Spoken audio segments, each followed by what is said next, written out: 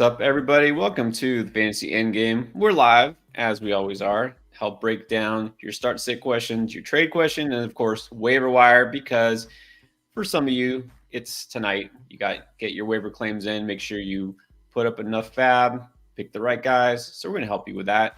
And for a lot of leagues, this is the trade deadline. In fact, not just this week, because I believe the Yahoo default for most leagues is going to be this week, but I know in Sleeper, for some people, it might even be today. This is your last chance to get. What? Yeah, I have a league where the trade deadline is literally today. So What? swing and deal. It's a dynasty league. Anyways, Well, okay. First of all, real quick, Dynasty League should not have trade deadlines, but don't need to get on a Dynasty trade deadline rant. yeah. Well, dynasty never ends, but you're right. Right. Trades. This is the time to make those trades. And look, you and I cobbled together a trade last night. I think it'll work for both of us, right? In the dynasty. And of course, automatically, everyone's going to assume it's collusion because because right, we talk every single day, so they just assume that any deal that's made is somehow collusion, even though not like we would each want to help our own teams and help each other, right? Like it has to be tilted to one side. I don't know. I don't get right. it. I think the thing that could save us from that is that like within 20 minutes after that, I made another trade with another player in that Dynasty League. So it was like, okay, it wasn't like I just traded with you and nobody else. I traded with another player. And I'm in the works on a third trade because it's a dynasty team. Don't want to go too much into it, of course, because we got way more important things. But it's a dynasty team. I went for the championship last year, came up just short in the finals. Well, I guess technically I won, but that's because that weird week 17, right? That was weird, right? Yeah, the Bengals-Bills thing. The Bengals-Bills game. So now this year I was like, what do? I've got all these old guys who probably aren't going to be as good this year. So I'm rebuilding now. So making some moves here to get rid of some old dudes, some crusty old vets off my team. Yeah, I've got a league like that myself. But this is the time to do it. This is the time to be active. And I'm just say this, everyone watching, I think we got a lot of people who are contenders in their leagues, which is a good thing. Just because you're at the top of the standings doesn't mean you just sit by and stand pat. This is the time to be aggressive, to be proactive, because you just sit by while other people make moves, they'll pass you by. Your team that you think looks so great, it just takes one injury, one down week, and then just like that, your dreams are shattered. So be proactive. Honestly, I know we're getting like onto a dynasty discussion here, but that's one of my favorite things about dynasty is like in a redraft league, if your team is really good, you may or may not be able to swing a trade that like can put your team over the top. In dynasty, you have a good chance of doing it because you can go like a team like mine. You can go to a team like me who has, a player, an older player, maybe an older wide receiver, an older running back who's still producing at a high level, but I don't want him anymore. And if you're willing to make a run, you can go out and get guys like that. So that's really to me, one of the best things about dynasty is like, you can make a win-win trade that helps both teams and can help push your team to the championship. But again, this is a lot of dynasty talk. Yeah. Look, I just say this: the people who out there who don't play dynasty, don't be scared. It's not really harder. It's just you keep your team, and it's better because again, if you like trading, if you like being active, you should be playing dynasty because also here's what you can always do: you can always make a trade because you have something you don't have to redraft, and that's draft picks, right? Yep. In a redraft league, the team at the bottom, there's probably really anybody wants on your team anyways. That's why you're in last place. And so you just can't do anything to make yourself better this year or next year. But in Dynasty, you're like, well, I'm last place. At least I got the number one pick. That means I should be better. Or you can trade and get more draft picks. The point is you have actually more hope for next year. You have more possibilities. And so, yeah, highly recommend Dynasty if you haven't tried it. Yeah. And of course, we do a lot of Dynasty videos in the off season to tell you. We did the Building Dynasties course too, tell you how to play. So we had some people in those leagues. Anyways, point is trade deadlines are here for redraft leagues pretty soon. So we'll answer your trade questions, your start and sit questions. Before we get to that, let's quickly recap last night. It was an interesting game. And by interesting, I don't mean good. It was close, but it was interesting. So Buffalo losing and scapegoating, my word, scapegoating Ken Dorsey, the offensive coordinator, because I guess it's his fault that this offense isn't clicking. So, what's your take on that? Yeah, I mean, it's hard to blame anybody when you turn the ball over 4 times, like 2 fumbles, 2 interceptions. I mean, like, can't really say it's the offensive coordinator's fault when your team turns it over 4 times, right? I mean, offensive coordinator can't control fumbles and can't really control an interception that goes right through Gabe Davis's hand.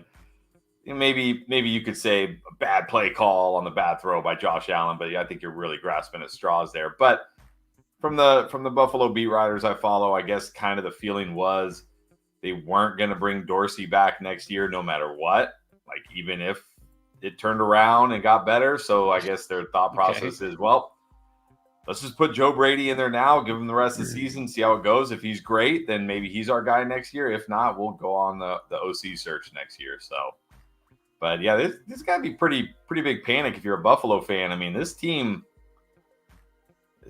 yeah, I mean, it's not even that they don't look good. Like, obviously they don't look good. They don't even look happy. Like, they look miserable. They look like a miserable team, honestly. Yeah, even Diggs couldn't do anything. Now, I get that Pat Surtain is a really good corner, and he was on him a lot. But yeah, to me, it kind of starts and ends with Josh Allen. He's the one turning the ball over. He hasn't looked as sharp. I think they just weren't happy with Dorsey and the play calling and all this. It just didn't mesh, right? Okay, so fine. So scapegoat him now, and then if they weren't going to bring him back anyways, why not do something to appease the fan base? So I understand that's how it works. I just think it's hilarious that not only they're saying, okay, it's play calling, but their solution is Joe Brady, the guy who, if you remember, was run out of town in Carolina because the offense was so bad there that it was the same thing. In fact, it was worse. It was worse. They got rid of him, but now he's going to fix the problems in Buffalo. So yeah, good luck with that. Yeah. I think maybe Allen just either isn't fully healthy. That might be part of it. Maybe he's still missing Brian Daboll. That could be part of it. Or it's just the Madden curse. That's just what it is. Maybe. Or all of the above. Probably a combination of all the above. So we'll see how that shakes out for Buffalo. It'll be interesting. It'll be very interesting. All right. Let's get to your questions because I know we've got several lined up and we're here. We're ready for it. But first, I do have to remind you, Underdog is the place to be for fantasy. If you want to play pick'ems, do live drafts, you can draft with us again this week. We did it last week. It was a good success. Had a lot of people join, draft live with us. But if you're just interested in the picks, again, it's so easy to join. Just use promo code ENDGAME. You can click on that link. That's right there. It's in the description. Or just download the app. And when you sign up, make sure you use that promo code because you get the deposit match 100% up to $100. And you can get the new customer special, which is this week, right now, Joe Burrow just getting 1 yard on Thursday night. You take the higher. That's a free pick. You combine it with another pick you like, and you can triple your money just like that. Or you can be bold. You can go for it. Go up to 5 picks at a time. And even if you use some modifiers, you can win potentially up to 25 times whatever you bet. But you got to get them right. That's the only kicker there. But I guarantee you'll get this one right because Joe Burrow just needs 1 yard. So if you're signing up for Underdog the very first time, again, use promo code ENDGAME. You get that pick plus all the other offers that deposit match. And they got other specials. And, of course, they're probably going to do another 100K sweepstakes. I have a strong feeling it'll happen again this week. All right, let's see who is first here. All right, let's start with Ian Rankin. Advice on try to trade for Jonathan Taylor. Well, like what can you trade for, Taylor? Yeah, it's JT's value is going up a lot. You're probably going to have to give up a high-end wide receiver now. Yeah, JT is a guy I've been saying for about 3 weeks now. Go get JT while you can. That ship has kind of sailed. I mean, you could always get somebody if you give the right offer, but the price for JT now is very high. I mean, you're talking, top 10 wide receiver probably. Exactly. If you want JT. I mean, if you have the receiver depth and you're willing to do it, maybe you just need running back. Okay, but again, this is, and again, this is not just Ian or anybody in particular. This is why we do the buy low. Chris will tell you this is the time to buy on this player. That time for Jonathan Taylor was weeks ago. So you can still do it, but just know what you're getting into. And then drop Spears for Chandler. Sure. I think that's fine. Marcus said somebody rage dropped Deontay Johnson after his down game. Grab him. He's got to be the top waiver wire pickup in your league for sure. I don't even understand that. It's like 3 straight good games, 1 bad game, done with him. I'm done. I'm just done. Like, all it takes is one. I don't know. So many players. Why we can do a buy low video every single week, because as soon as a guy has 1 bad game, they're a buy low. They're instantly a buy low. Hey, and you don't have to buy when they just drop them in waivers. Right? You don't even have to go trade for every. Like if it's a fab league, drop all your fab, all of it. If it's pick them up. Yeah, if you have the number 1 waiver claim, use it. Yeah. All right, now this one's a little more complicated from Glenn in PPR. Not that it matters. Would you start Burrow or Kyler? I still got to go Burrow. I mean, Burrow's he's been fantastic. I know he wasn't like off the charts good last week. He had 2 like really bad interceptions, but he's still really good. I'm not like terrified of this Baltimore secondary. I mean, Deshaun Watson did okay against them, so I'm going Burrow. I'm close on this one. I'm close to saying Murray because I feel like this is a big Murray week. I think he has more upside. But again, with Joe Burrow, you don't need to risk it, right? You just set and forget and just don't worry. Burrow, even without Higgins, like, doesn't really matter, right? Higgins isn't like a difference maker for Burrow's stats necessarily like Chase is. So it's close for me. I could see Murray outscore him, but I would just go Burrow too. Dan O, what do you think of trading Pollard to get Henry? I think it's very fair. I mean, maybe Henry the slight edge because he actually is scoring touchdowns sometimes, but they both feel very like touchdown-y dependent kind of guys. I mean, not as touchdown dependent as like Kareem Hunt or somebody like that, because they get the bulk of the work still. But just meaning like if you don't get a touchdown, you're not going to have much of a ceiling from these guys. I don't know. This feels very lateral for me. If you prefer Henry, go for it. Well, I just say what we've seen from Pollard is basically this, right? It's just flat line, no touchdowns, no big games. It's just like steady, uninspiring. Henry is roller coaster, right? It's either 100 yards and a touchdown or it's 10 total yards. There is no basically. So pick your poison. Yeah. Shamu got the dub. Nice. 7-3. Lamar Ingram, Tyreek. I'm just gonna take what I get. Okay. Don't know what that means. How do I separate 1 receiver, 2 running back, 1 flex? I guess he's saying he's just starting those guys. I mean, yeah, he start those guys. 1 flex for week 11 and rest of the season. So we need a receiver, 2 running backs, and a flex between these guys. Well, I'm never going to say just roll with 1 rest of the season and don't look at your lineup, because you never know what's going to happen, matchups.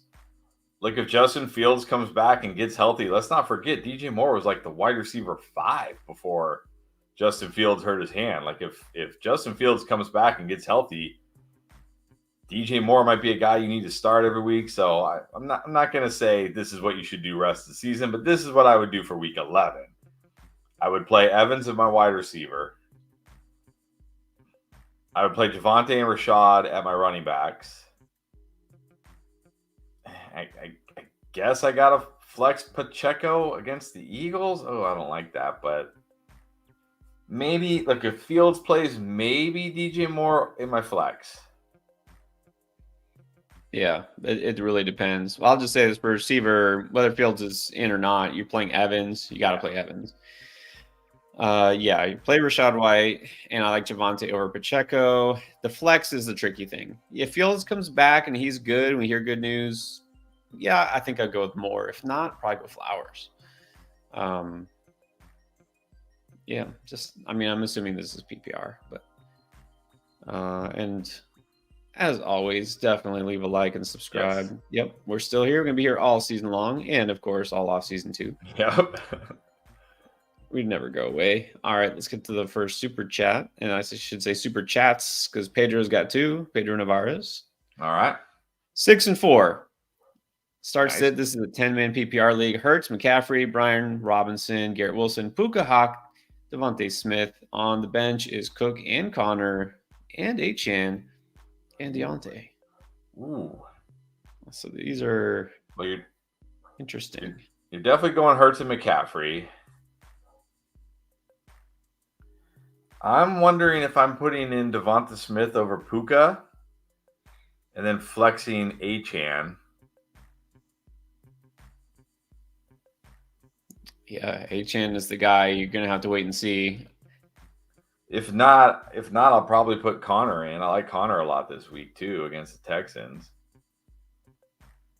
I mean, he had 17 carries last week. He didn't get catches like we'd like to see, but hopefully that'll happen. I think what I'm debating is it Brian Robinson my RB2? I mean, I think if Acham plays, I think I have to play him. I know there's risk that maybe he's limited, but I mean, this guy could get 5 touches and go for 100 yards, right? Like, Right. and He'll take the risk. the Raiders. They're playing the Raiders. I mean, this guy could get 2 touches and go for 100 yards in this game, honestly. So I think I have to play Achan if he plays. So if Achan's in, I'm putting Achan over Brian Robinson. I'm playing Devonta Smith over Puka. And then it comes down to, like, am I flexing Connor or Brian Robinson, I guess.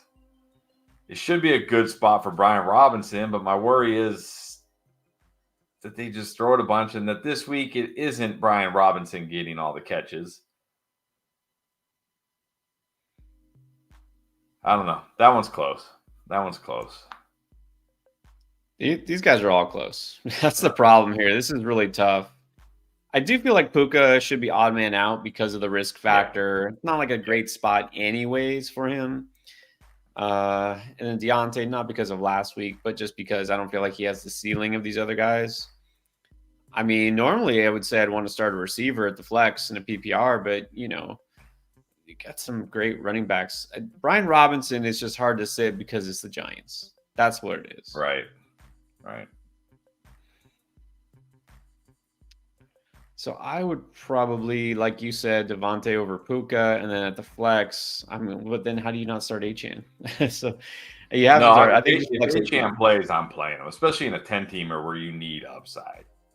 Yeah. So bench Puka and let's put Achan in there. If Achan doesn't play, which is possible, or he's going to be limited or something, then you can just swap him out for Connor. Probably Connor. Yeah, Connor. All right, and he's got another one. This is reverse 4 and 6, non-PPR. Okay. So that's the problem. Burrow, Hunt, White, JJ if he plays, Garrett Wilson, Hawkinson, Terry on the bench. We got Madison, Addison, Hollywood, Deontay, and then those guys are on waivers.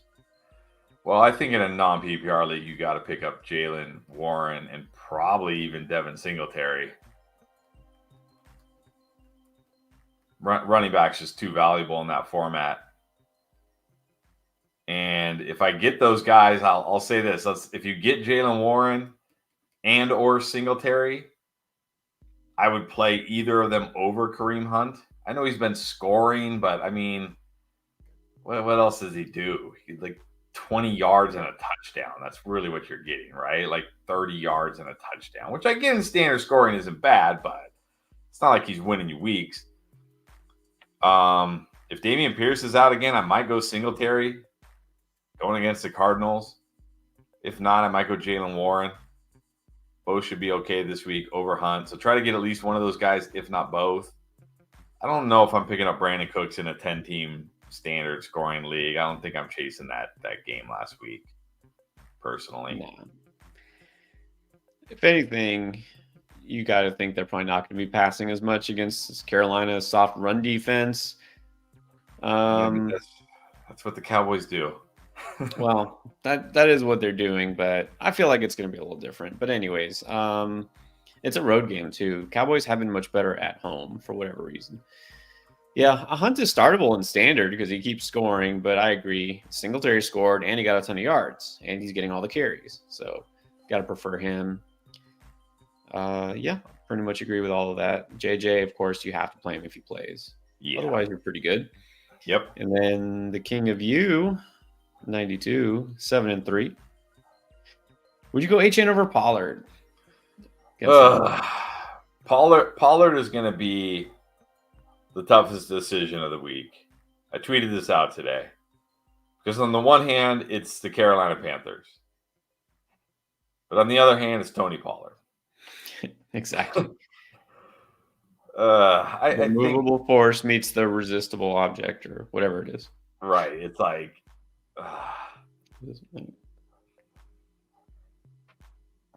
I mean, it should be a Tony Pollard week. It absolutely should, but it probably won't be. I guess I just go A-Chan at this point and gamble on whatever he gives me. I think if he's a full go, and we know he's going to get whatever you consider normal touches for him. I mean, we only saw it for like 3 games, but yeah, it's just his matchup is really just as good as Tony Pollard's. That's the thing. So, yes. Yeah, probably go HN. Abimanu, 6-4. All right, that's not good enough. Let's do better. We're gonna help. 10 team. Please suggest waiver priority for week 11. All right, we got a lot of options here. So I guess top 3, maybe top 5. Who do you like the best here? I think you got to go Chandler 1, unless you're just stacked at running back to where Chandler's never going to see the light of day. But he's playing the Broncos this week. You don't really want somebody else to get him. So I'd probably go Chandler 1, Noah Brown 2. I'm going to go Johnston 3 just for the potential as the season goes on. Maybe he starts to actually get better. Because Josh Palmer, who knows when he's coming back. I mean, do I need to go deeper than that? I guess Michael Wilson, Maybe the connection with him and Kyler builds. And then after that, it's like, whatever. After that, you shouldn't.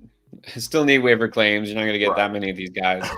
Right. Now, I wonder because he said need upside. You need upside because you have to stream one of these guys for this week, or you're just thinking upside long term because, of course, that's what you want. So I'd say if you need somebody for this week, I guess either way, my top 2 are Chandler and Noah Brown. I think I would give the edge to Noah Brown if you need to play somebody this week. And then Chandler is a close second.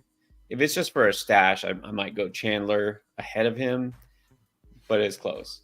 I'm going to put the Bears last. In fact, I'm just going to say I'm not going to pick up those Bears. Just don't pick up Rashawn Johnson or Deontay Foreman. Their time is done.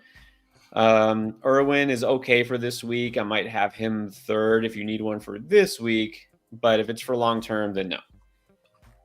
And then I liked Kyle Phillips last week. Don't like him as much this week. He's okay. Michael Wilson, I think I would switch over Phillips now. And then Johnston's kind of in the middle. So I think you still got to go Noah Brown, Ty Chandler as your first 2. Yeah. All right. And then Young Money. What's up? What's up?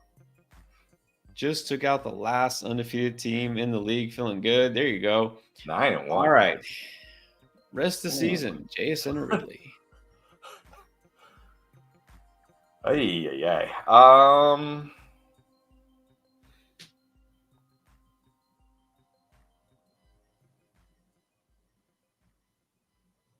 I mean, as much as I like JSN, it's hard to see the path for him. Just because Geno hasn't been great this year, and they still have these guys named DK Metcalf and Tyler Lockett. But Ridley, what's the path for Ridley? have played worse defenses. I guess. I don't know. I maybe slightly JSN here, but I don't feel strongly about it. I mean, this is kind of what I was saying earlier about the Pollard Henry thing. It's like, look, do you want kind of steady, about double-digit points? Go JSN. If you want the roller coaster ride, just go Ridley. You know, if you want those potential spike weeks, sandwiched in between the massive letdowns, then that's Ridley. So that again, choose your path.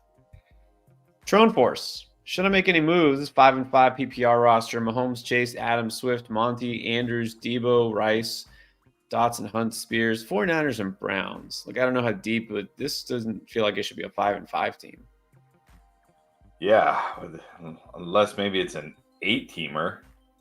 I mean, this feels like it should be a good team, even a 10-teamer. You got Chase and Adams, you got Swift, Monty, you got Andrews, Debo. I mean, the bench is a little lacking, but yeah, some injuries. Monty was out for a few weeks. Yeah. Chase didn't do anything the first couple of weeks. Debo, but still, this is a good team. I mean, I don't know how you can really improve much. Yeah, unless you try to package like Monty and maybe Debo, but what are you gonna upgrade? Like, You that's need the to get a thing. stud running back. Yeah, no, you can't do that. You can't do that because then who's your other running back? Unless you get in a running back, but then who are you flexing Rice every week? I mean, he's okay, but he's not Debo. No. Yeah, I think this is the team you're riding with. This team and whatever you grab off waiver wires, I think is the team you're riding with.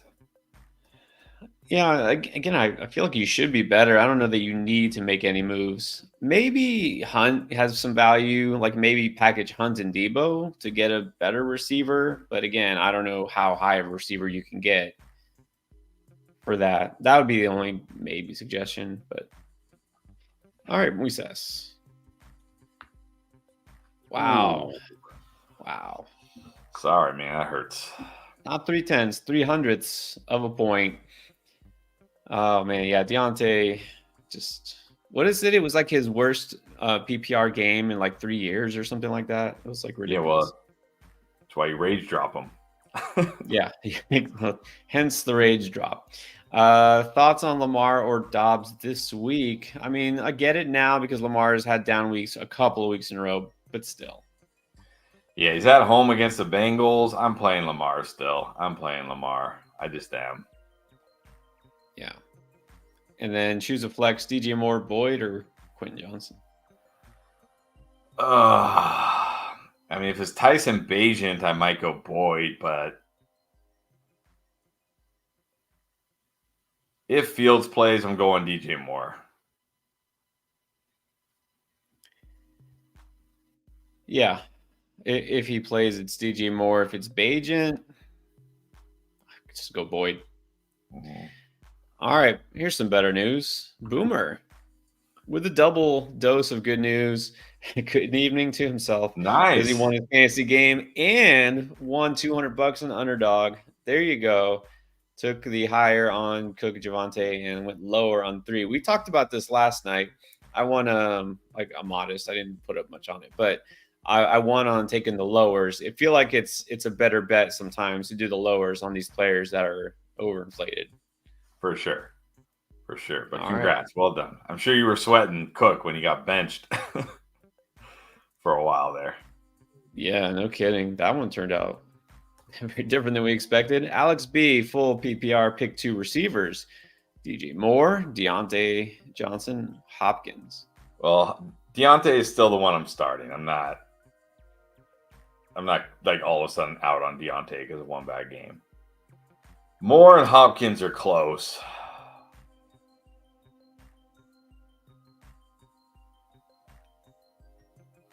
Right. Just go the same thing. If Fields plays, go Moore. If he doesn't, bench him. I mean, is Hopkins even going to be better than Moore with Tyson Bagent? Like, haven't they been scoring? If you take out that random game where Will Levis, first of all, they played Arthur Smith, so no wonder why he threw 4 touchdowns. But like, if you take out that random game where he threw those 4 touchdowns, Has Hopkins even outscored DJ Moore each of the last 2 games? I don't even think he has. I might That just is go a good DJ point. Moore either way. I might just go DJ Moore and Deontay either way.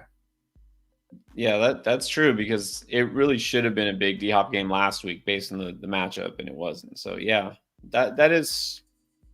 I mean, I feel like he still has some upside, but yeah, maybe just go DJ Moore anyways. Browns or Niners defense this week. Browns get the Ravens. No, that was last week. Browns have a good matchup this week. Browns just play the Ravens. I should know this. We just filmed 3 videos talking about this over and over, and somehow I can never remember. I know. Browns get the Steelers at home. That's right. That's pretty good. 49ers get Bucks at home. Give me the 49ers at home against Baker. Yeah. Look at the Niners defense. It looked great. Yeah, I'll go the Niners. All right. And then Kevin Trotter. What's up, Kevin? Singletary, Connor Mostert, James Cook, or Rachaad White needs 2. Well, I cannot bench Rachaad White right now. I don't even care. I don't care who they're playing. He's on fire. You gotta ride that train for as long as it goes. And then it's close between Mostert and Connor for me. Both in good spots. But I think you probably got to give the edge to Mostert against the Raiders. That one is close, but I'm going to go White and Mostert. Yeah, it is close. I'll go with Mostert too, though. Love the matchup. Gonna just go ahead and say Mostert might be on the Booms video. Just gonna say it. Would you start both Kittle and Andrews? I mean, I don't think it's the worst thing, but I will say this. In that dynasty, I don't know if you were here in the beginning, Kevin, that dynasty team I was talking about where I tried to make a run. I had Andrews and Kelsey, and I was like, this is great. I'm going to flex them both. And by the end of the season, I was not flexing them both. Because the thing is, they're still tight ends. And you know what I mean? Like, when they don't have big games, they typically have very terrible games. So you can, but it wouldn't be my preference necessarily. Like, Kittle isn't a tight end I feel like I have to flex every week. That's for sure. Right. And this might be the time to sell high on Kittle after his big game. You got Andrews, roll with him, you're good. And maybe sell Kittle. See if you can get a decent receiver in return. So that's probably what I would do. Fazo. Tajay or Keaton rest of the season, and why? We always say why. Yeah, I think it's got to be Keaton right now, only because he's at least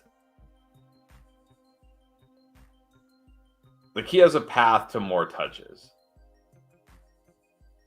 Like his path is Gus Edwards and Justice Hill. Tyjae Spears' path is Derrick Henry. The only way Tyjae Spears is getting more touches is A, in blowout games, which, okay, if you want to try to predict blowout games, go for it. Or B, if something happens to Derrick Henry. Keaton could potentially start getting more run if he keeps playing well. So for that reason, I'm going to give Keaton the slight edge. Well, we heard today that apparently Keaton Mitchell is going to get more touches. I don't know how much stock I put into that. I don't know how many more, because we'll hear things like that, and then like, oh, he's going to get more touches, and instead of 5, he'll get 7. Right. But yeah, Keaton has shown he doesn't need that many touches. So better offense, like. Okay, so here's the why. Keaton, because he's on a better offense by far. He's got the home run ability. We've seen it. And like you said, clear path to touches. All right, Paul Byrbent. 8-2. Nice. Okay, so traded Swift and DK for AJ Brown. You like that? It's probably a slight overpay, but you know what? I will slightly overpay to get AJ Brown. I have no faith in DK Metcalf. All right. Swift, not putting stock into last week's game. Like what did he have? Like a 30, 40-yard catch right at the end there to get him into field goal range. I think he had he was literally in my notes to be on the panic video, and then he caught that pass, and I had to take him out literally seconds before I was about to film. He was gonna be on the panic video. He saved himself from the video. Saved And it was himself against on Washington. literally, was it the last play of the game or the second to last play of the game or whatever it was? Yeah. Yeah, that field goal. It's a 10-team league. I think getting that quality upgrade Yeah. is worth it. But look at this lineup now: Burrow, Etienne Hall, Chase, Lamb, and AJ Brown. I Yeah. think you win. Yeah, exactly. As long as if Brees Hall can just come around a little bit here down the stretch for you, yeah, I think you win. But I mean, you got Pollard on the bench, Rashad White on the bench. Congrats, Paul. Yeah, there's a reason you are. I'm assuming are in first place. Yeah, you're gonna have a hard time. I wonder, just not that you asked, but for the lineup this week, are you starting Hall or are you going Pollard because of Carolina, or are you just going White? The Jets. I mean, he didn't do anything against the Raiders, and he should have. This week, the Jets get Buffalo, which is not terrible, but still, you tempted to bench Brees? Yeah, but I don't know if I'm tempted to bench him for Pollard or White. I mean, maybe White. I mean, White is just it's really hard to bench Rashad White right now. This is like what 5 straight games he's been awesome. But I think if it's me, I'm still going Hall. If he busts again this week, then maybe I'm like, okay, never mind. I got to come way down on Brees Hall. Yeah, it's close between all those guys. Again, you're going for upside. You want a guy with a ceiling. It's Hall. If you want to play it safer, it's White. Go either way. All right, Keith. Another team at the top of the standings. He's 7-3. Moved into first place. Very nice. All right, so I got Howell, Fields, Aaron Jones, Javante, Sun God, Cup, Amari, Mark Andrews, Deontay, Watson, Foreman, Chandler. Should I stay with this lineup? I mean, yeah, I'm not putting Christian Watson, Deontay Foreman, or Ty Chandler in over those guys. You can drop Christian Watson. You could probably, I mean, maybe hold Foreman and make sure Khalil Herbert's back officially, but you could probably drop Foreman. But you can definitely drop Christian Watson. Yeah, there's got to be someone out there who has some upside. So, but no changes here. I don't see anybody on the bench that I would move in there. Pierre DeCoste, 5-5, 1 QB, 2 receiver, 2 running back, 1 tight end, and 2 flex. All right, Hurts, Field, and Murray, all at the same time. Okay, so still probably going Hurts this week. Yeah, over Murray. Yes, I'm going Hurts this week and every week. Trade, put those guys. Let your league know. Say, hey, Fields and Murray are available if you need a QB.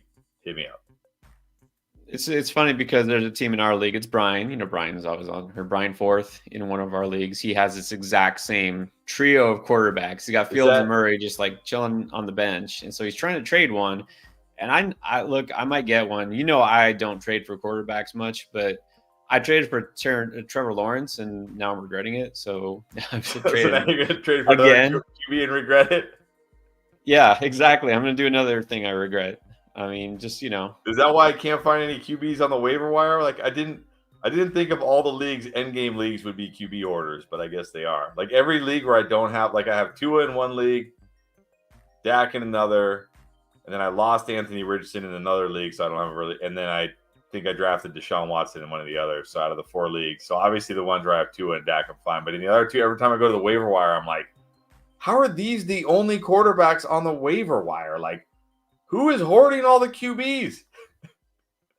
Brian, okay. You know him. He's like he even said he's an injury like phobic or something. He wants the backup to all his backups. Like, you know, so he's handcuffing quarterbacks. Got like his RB1. He's got the entire team's depth chart of running backs. Like he's got the practice squad running back on his bench just in case on standby. Yeah, basically.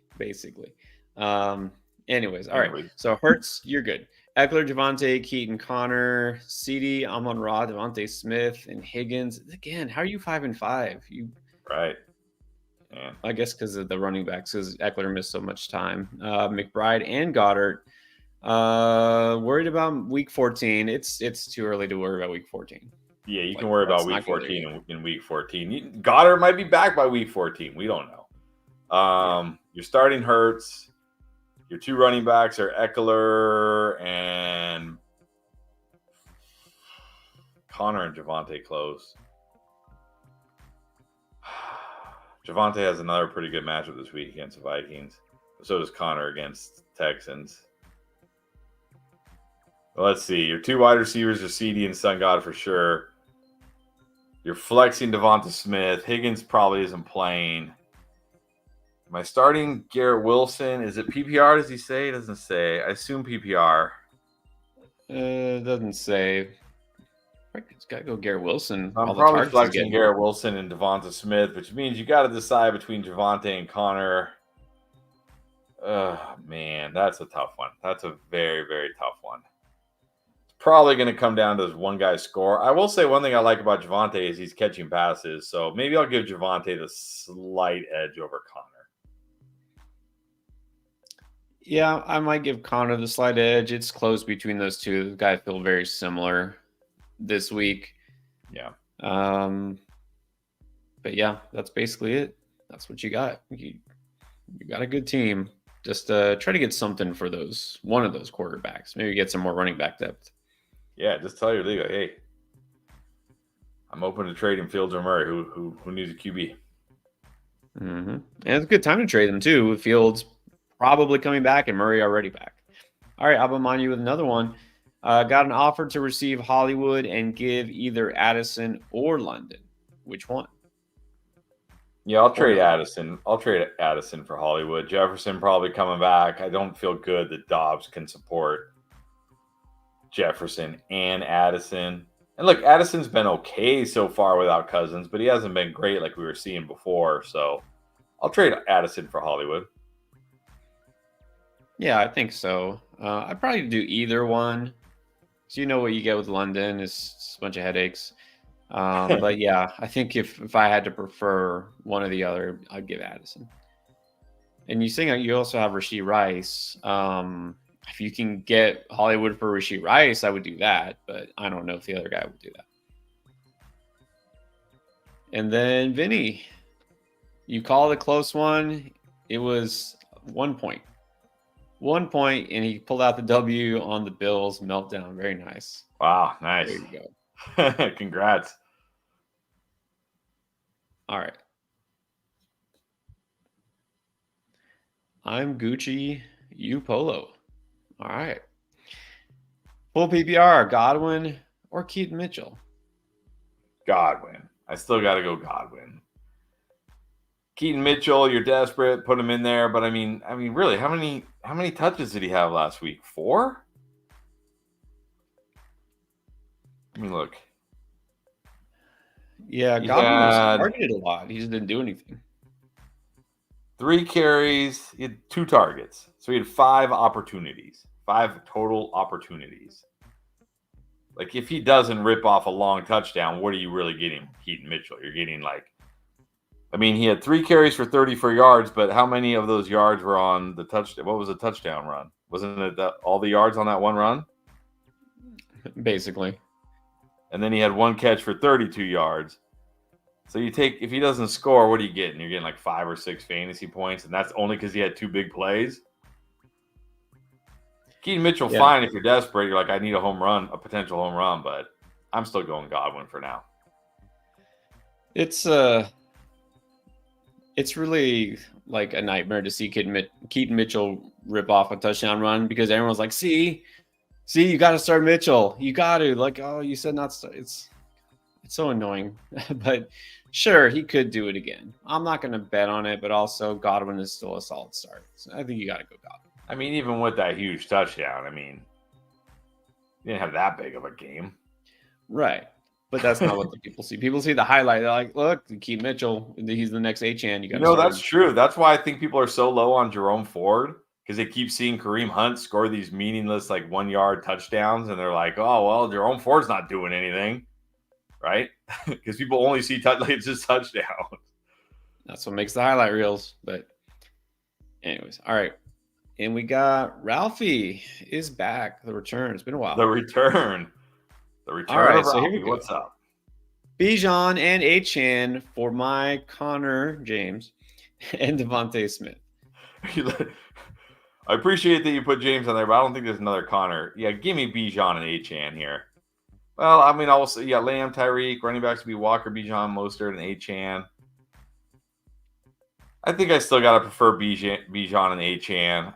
I still have to significantly prefer Bijan to Connor, and even if you say Achan and Smith is close, give me Bijan and Achan. Yeah, you just got to take the quality here. I mean, getting 2-star running backs, and it looks like it does help you. You have Mostert. I think he'll still be good, but you see how that goes. Walker is going to be a little inconsistent. You get some upgrades here at running back. Yeah, I'm doing this. And then we have Stephon Barr. 12 team got offered Olave and Walker for Diggs.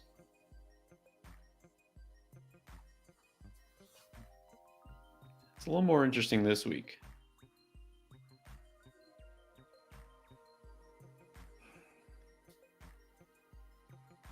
You taking Diggs? Or Probably. I guess he would be giving up Diggs. Yeah, he said, do I keep or sell Diggs? So would you take Olave and Walker for Diggs? Got Mondre, Montgomery, Ford. RBs are decent. I mean, I will say, shout out to your league mate who sent this trade. This is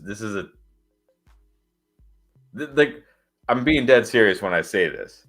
For anybody watching, this is the art of trading right here. You give an offer that looks really good, right? You say, hey, look, it's Chris Olave, it's Kenneth Walker. I mean, that's pretty good, right? Yeah, you're giving up Diggs, but it's just Diggs, right? You give this offer that looks like this is a very enticing offer. This is how you do it. I mean, sure, that if you play in those leagues where you can trade, like, Drake London straight up for Stephon Diggs, then you do that. But I'm in competitive leagues, this is like how you do it, right? You set an offer that looks like, man, can I really say no to this? But then at the end of the day, you're probably like wishing you just had Diggs, because the way you have to think, the other way you have to think about it, if you're let's say you give away Diggs.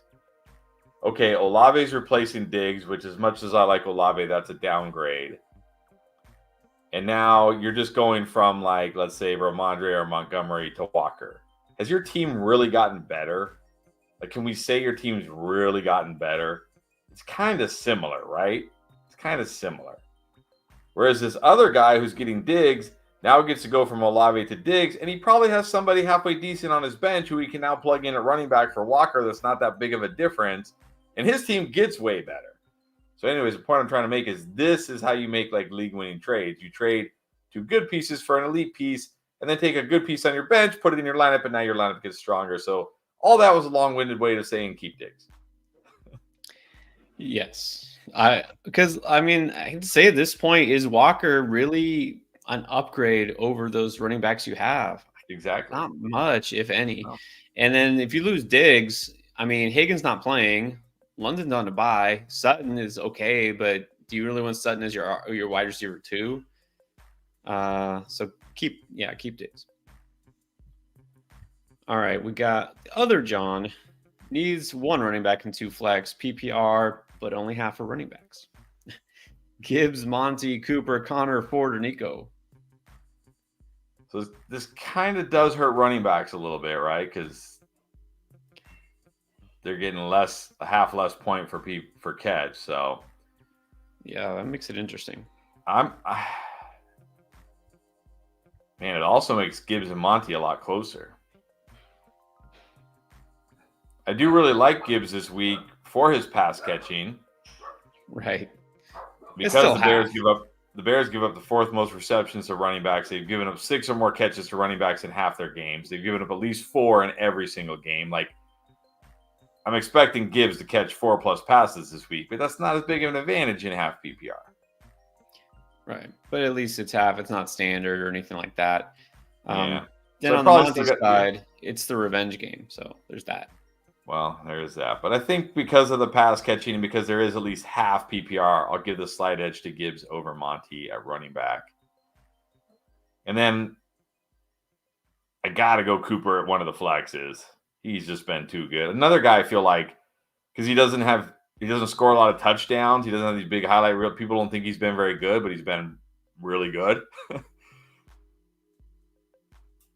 Am I going Nico if he plays just because of the full PPR? Am I taking the full PPR with Nico, or am I going Monty?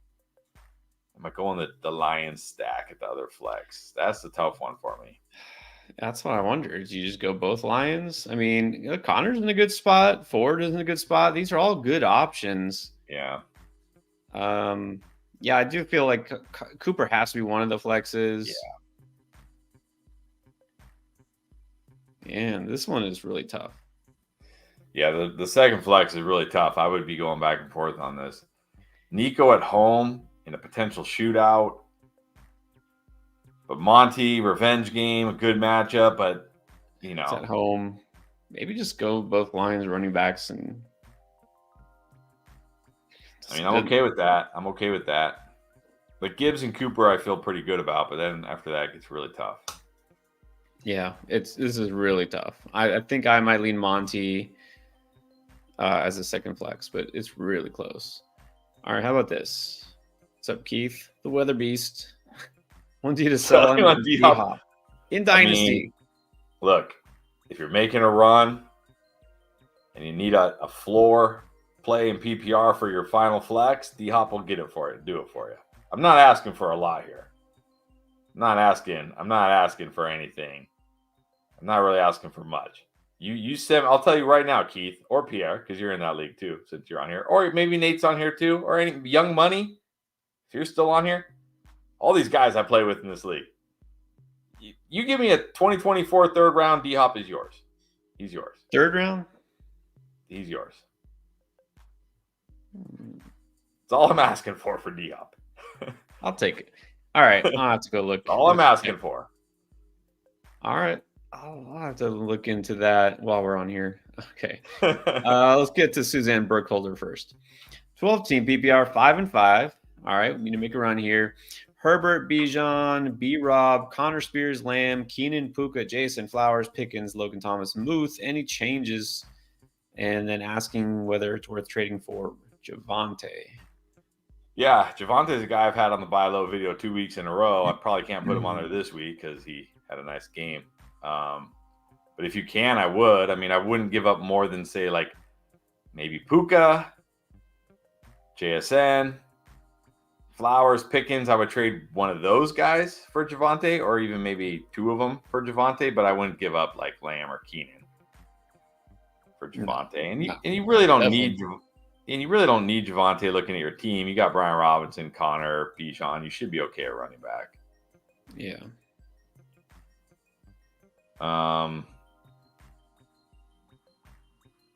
Yeah, that's it. I mean, if you want to trade one of those wide receivers I listed for Javonte, I'm okay with it. But that's all. I wouldn't trade Keenan or Lamb for him or anything. Yeah, I don't know that Javonte really upgrades your running back room because Connor, B-Rob, those guys are kind of right there. So I don't think he would kind of just be depth for you. And so I don't think so. Man, if Bijan comes through ever for this team, then you can make a run. I'm just going to let you know, I just got a trade offer for DeAndre Hopkins. That's all it took? Oh, come on. This is not fair. I'm preoccupied right now. Wait, which league is this? This is the Man Cave in the Cut League. Well, let me see if I'm even a contender. If that's I'm like 5-5. I think I have to take this, honestly. It's a pretty good deal. Yeah. All right, go ahead. I don't even know if Hopkins cracks my lineup in that league. So he gave me Alec Pierce in a third. I'll gamble on Alec Pierce. That's fine. Yeah. That's fine. You can have him. I didn't want him anyways. All right. So let's get to so suggestions for this one, Suzanne, is yeah, I think I want to roll with Logan Thomas. Muth is coming back. Do you really want to roll with Muth the rest of the season? I mean, maybe, but not this week. I'd roll with Logan Thomas. But I mean, look, if your option is Logan Thomas or Muth, I'll hold Muth and see how he does this week, see how he looks. Hopefully he doesn't re-injure his hamstring for this third time. Because Logan Thomas doesn't really excite me. I don't know who else is on your waiver wire, but yeah, it's probably getting pretty thin at tight end. Yeah, it's definitely thin. Only thing I can think here suggest is is maybe you can try to do a package of 2-for-1, do like a Puka plus Flowers or Pickens or Jason kind of thing to upgrade at receiver, get a more solid receiver, like a wide receiver 2 type, if that works. All right, then G. Just G. Hawkinson and Ayuk for Pitts, Jettis, and Brees. Oh, I got to do this. Like, sure, you don't like going from Hawkinson to Pitts. That's not fun. But you're going from Ayuk to Jefferson, which is already good. And then you're also just getting Brees thrown in. Like, hey, here, have Brees. And he has Kincaid, so Pitts doesn't have to be the starter. Yes, you don't have to play Pitts. Do it. Yeah, take Jefferson and Brees, definitely. Yeah, because even if you're saying, well, I've seen C. Pollard Taylor, like maybe you don't need to start Brees. Okay, that's fine. Then flip him for something else, or you just have good running back depth, which is not a bad thing. Exactly. Injuries, there's still time. Injuries are still coming, unfortunately. Exactly. All right, Dan Schlott. What, say that right? 2 weeks before the trade deadline, what moves should I target to make a strong playoff run? All right, good question. Lamar, Kyler, Ramondre, Connor, Gibbs, Javonte, AJB, CD Waddle, Tank, Rice, Higgins, Andrews, and McBride. Ah, man. The thing that stands out to me is Kyler and McBride. Got the double QB tight end stack here. Got Lamar Andrews and Kyler McBride. Yeah, I'd be trying to trade those guys. Kyler, people are pretty excited about Kyler right now after last week, and obviously people are very excited about McBride. Yeah. You got Andrews. You don't need McBride. You got the Lamar Andrews stack. Those are the guys I'd be looking to trade away because I think that's what can get you the best return. Kyler and McBride. I like the rest of your team. I think you're set up for a good run here, but if you could turn those guys into some pieces, that could put you over the top. Yeah, I mean, you're pretty much as good as you can get at wide receiver with CD and AJB, and then Waddle is your third, and then Higgins is your fourth when he comes back. Yeah, I think just try to upgrade to a better running back if possible, because you don't really have a true RB1. You got Connor Gibbs, even as good as Gibbs has been. I don't know if I consider him like RB1 just yet. So, yeah, that's a good idea. And look, I'm actually doing this because, I picked up McBride in several places, and I actually had him in Dynasty in a couple leagues. I'm trying to flip him myself. So anybody out there wants McBride? Not because I don't think he's going to do well, but just because I'm trying to sell high. All right. And then Marcos Cardozo, half PPR 6-4. Drop T-Law and keep Kyler. Yes. Yeah, I think so at this point. Yes. Yeah, you don't have to hold T-Law. No, definitely not hold T-Law. Yeah. All right. Scar Shiesty. Yep, all's well. Doing good. All right, another T-Law question. Sitting with him for now. But I see Kyler's name again at the bottom. So let's see here. RBs are Bijan, Gibbs, Brees. I'm guessing Gibbs and Brees. Is that Grease Ball? Grease Ball. The long lost cousin of Brees Hall? Grease Ball. That's what James Cook was running with last night. Grease Ball. Yeah, for real. For real. CD, DJ Moore, Tank. All right, so would you trade Warren and DJ Moore or Tank? No. Or Kyler? No. I can't do it. I just can't. It's too much. I might be rolling out. Brian said, hey, I'm willing to trade these QBs, and I might still just roll out Baker Mayfield this week on the road against San Francisco rather than trade a good player for a quarterback. It's just not in my DNA. I can't do it. Unless that quarterback is named like Jalen Hurts or Patrick Mahomes or something like that. I just can't do it. So, and you're trading Warren plus a good wide receiver just to get Kyler. Just stream QB. And look, T-Law should. I know this is hard to stomach, but he should be okay this week. He's at home. He's against the Titans. Should be a good T-Law week. Should. It should. So I'll just say this because I kind of hinted at earlier for full transparency. Again, I said I really usually don't do this, but in the league where I do have T-Law and I need to do something because this is just a redraft league, not Dynasty, and I'm 4-6, and I need to do something on this team. So I traded for Kyler Murray, but here's what I did. It wasn't a 1-for-1. I got Kyler Murray and Cooper Kupp for Travis Kelce and D-Hop. So pretty big, pretty spicy trade. What league was that in? It was our Building Champions League, the one where I'm in. Man, who gave you Cup and Kelsey? I mean Cup and Kyler. Cup and Kyler. It was Brian because he had 3 quarterbacks. He had Fields and Murray on his bench. And he's like, yeah, let's do it. He didn't have a tight end that was any good. Actually, no, he had Kyle Pitts.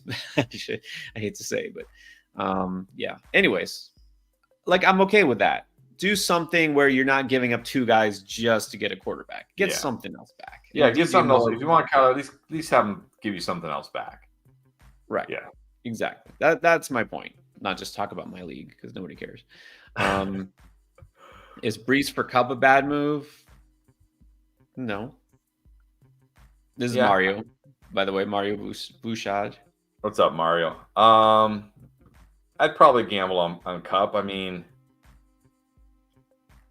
there's still potential for Brees, but I mean, man, it's looking more and more dire by the day. I mean, he's just had like 2 smash matchups in a row and done almost nothing with them. This offense is just, it's like, how good can you be in an offense that can't even, 13 points is like wow, 13 points, you guys went off this week. You know what I mean? Like, you're banking on every touchdown that they ever score being Brees Hall, basically, which it could be. I think I'd rather gamble on Cup right now. Yeah, I'm gambling on Cup. I've traded for Cup twice just this past week. Stafford's playing. I think you can feel good enough about Cup. It's not like Brees comes with no risk. So, I mean, this kind of comes down to need, but obviously if you're doing this, it helps you. So I would take Cup right now. Not a bad move at all. I don't think it's a bad move either way, though. You know what I mean? I don't feel like, getting Brees for Cup is a terrible thing if it helps you at running back. I prefer Cup, but yeah. All right, let's answer this. Even though it does say Maria, this is Jake, as you can see from the avatar. This is Jake, is one of my students. All right, Jake. Okay. First of all, just what's up, Jake? Answer the question, and I just want to remind you, chat etiquette. Don't spam the chat. You ask the questions. You can answer other questions, but don't spam the chat. All right. Would you start CJ Stroud or Deshaun Watson this week? Definitely CJ Stroud at home. Yeah, gonna go off. Start CJ Stroud. Borderline must start. Like, how can you not start CJ Stroud? But also Watson, he's not putting up fantasy numbers. I find it amazing. You look at what happened in the Cleveland game and the points they scored and how they came back, and then you look, you're like, oh man, he must have had a good. Like, no, he didn't. He had like 1 touchdown and 200 something yards. So this team is just too good at running the ball. That's the problem. All right. Sammy, pick 3. Deontay Rice, Devontae Smith, Dell, Boyd, Puka, and not Kyron. He's probably not going to play. He can't play. Yeah, Kyron's out. He's not eligible to return until next week. So definitely playing Deontay. Definitely playing Devontae.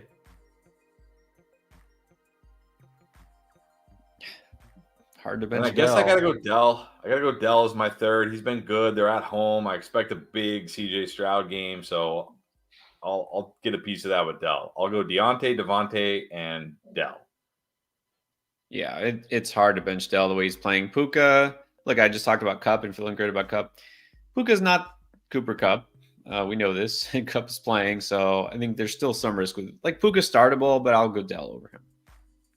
And then we have Joel D 167 9-1. All right, Dak, AJ Brown, Puka, Garrett Wilson, DK, Rashad White, Gibbs, Cade Otton. One of these things is not like the other. James Cook, Chuba Hubbard, Dallas Goedert. Okay, that explains it. Purdy was offering JJ and Pickens for Puka and Purdy. Yes. Drop what you're doing and go do this. Yeah, get JJ. Get JJ. Should be back this week. Worst case next week. You're 9-1. Even if he's not back this week, who cares? Even if you lose this week, who cares? You're 9-2. Like, get JJ, get Pickens. You don't need Purdy. Yeah, definitely do this. Do this in a heartbeat. Like right now, go do this. Somebody Also, offered this to him. yeah, and I like the second trade he's got on there too. It says, should I go for it? Also, cook for Kittle. Normally, I would Yeah, say no, but you don't need James Cook. You need a tight end. I mean, you don't really want to be rolling out Kate Otten or whoever, whatever terrible tight ends are on the Tanner Hudson, whoever. So in this case, I mean, well, you got Gibbs, you got White, and then you got Cook, and then you got nobody behind him. I mean, Chuba. But really, I yeah. mean, There's even no last depth. night, for as good as Cook was, how many fantasy points did he get you? 10, 11? I still think it's worth it to not have to Yeah, start Kate Otten every week and have the upside of Kittle. So I would do both of those right. trades. Yeah. Yeah. The first one though, smash. Like smash, Yes. except do it now. The second one I think is worth it too. All right, Rahul Ramesh, one of our members, traded Amon Ra and Monty for Eckler, Kittle, and Hollywood.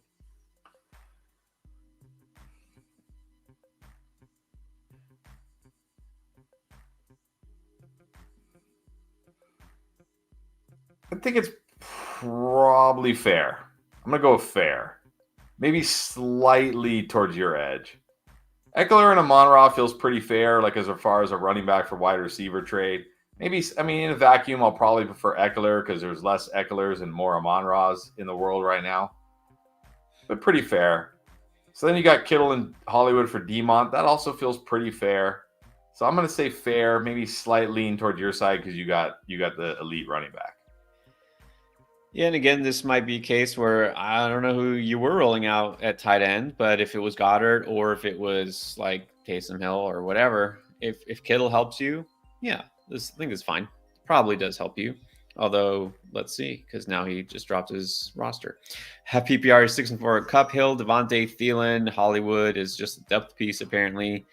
Eckler, Ramondre, Kittle, Ingram. So he had Ingram, but I don't see any other running backs. So I guess this was a move out of necessity. Yeah, now package Thielen and Ingram and go get a running back. There you go. There you go. All right. Okay. All right. Stefan Barr. Oh, he was saying he's 6-4. Well, I don't think that changes things too much, but don't worry about that. And then Christian Chain, Kyron and Rice for Swift. Yeah, give me Swift. Rice is fine, but I mean, he's more like a throw-in in here. I mean, he's better than a throw-in, right? It's not like they said, hey, I'll give you like, I don't know, Josh Reynolds or something like that. He's more in a throw-in, but Rice is a guy like if you need a flex, you can play him, but he's probably not cracking your lineup. And I definitely have to prefer Swift to Kyron rest of the season. So, yeah, take Swift. Yeah, if you're getting Swift, then take Swift. If you're giving up Swift because, oh, I have CMC and Eckler, it doesn't mean you want to do this because Rice is not a guy you should have to start. So, right. Assuming you're getting Swift. Roast beef. 12-man, 8-2. Traded Stroud, Walker, and Waddle for Amon-Ra Pacheco. Ooh, and now Dobbs is your QB1. Well, it's not just about, okay, taking a chance on Dobbs. It's, I don't know if you won this trade really, and you get Amon-Ra, but I don't know. I think for me, it's because, I'm not crazy on Pacheco. Like, I'd rather have Walker. Yeah, I'm not crazy on Walker. I'm not really crazy on either of them. Walker certainly has more upside, but Pacheco gives you a pretty good weekly floor. So I guess it's kind of like the roller coaster versus the flatter line. What do you want? I think it's okay. I probably would have liked it better if you didn't have to give up Stroud. Like if it was Dobbs instead of Stroud, but I think it's okay. I mean, you're getting a Amon-Ra. That's awesome. So I think it's okay. Yeah, I mean, I know Stroud. Well, but see, again, this is why I don't like. Like, I would just hold Stroud. I mean, yeah. I feel like you gave too much just to get Amon-Ra. I would rather have those three than those two. But we'll see. Could pay off. All right, then Vinny, Stroud or Howell? I think, man, Soon, I you're really asking this. like Howell this week. I put Howell on the booms just because I thought Stroud was too obvious. Like if I say, hey guys, Stroud's gonna boom, it's like, yeah, no kidding, thanks. Maybe he's not, but I put Howell on there. But I think if I had to choose between the two, I'm going Stroud this week at home.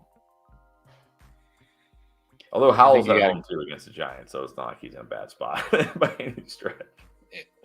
I mean, there's no bad choice here, right? You have two of the best Right. quarterbacks in fantasy. I would go Stroud if it was, Yeah. my choice, but it's like a win-win for you. All right. Boomer wants to know, would you leave the Jets defense in because they play Buffalo or go search on the waiver wire? It depends who's on the waiver wire. Probably, I mean, it feels like this is a good defense week. Like I was looking at it in one of my leagues where I actually have to have defenses. And it feels like there's a lot of good options on the waiver wire, like Washington, Miami, Cleveland, Jacksonville, Detroit. Like it feels like there's a lot of good defensive streamers this week. So I might not go Jets just because I feel like there's so many good options this week that have more upside. Yeah, I mean, obviously it depends who else is out there. I will say the Jets are still playable. I mean, Yeah. what did Josh Allen do last night? Threw a couple interceptions. What did James Cook do? Fumble it. I mean, it's offense. I don't feel like they're going to be magically cured by Joe Brady. I just don't. No. So I think Jets are still startable for sure. But if you have a defense with more upside, you could always do that. Let's go with two boys and their scary pops. Would you trade Breece Hall for Pacheco? I'm not sure which is which. I'll just say I would. Maybe saying significantly Breece Hall isn't fair anymore, but I would still prefer Breece Hall to Pacheco. Yeah, I'm not trading Breece to get Pacheco. I'd rather have Breece Hall for sure. And then TV Kuya, 10-man non-PPR. Tied for 7th, 4 and 6. All right, so need to make a move here. AJ Brown for Hurts and Cup.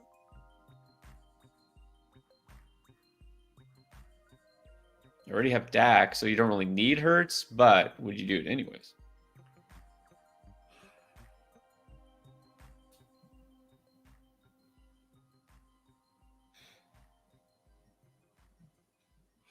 Man.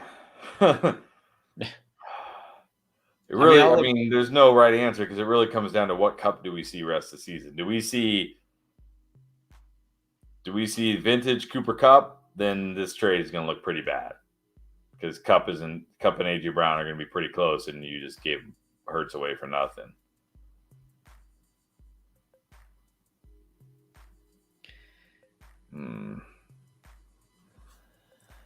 I think I would like it better if it was like Dak and Cup.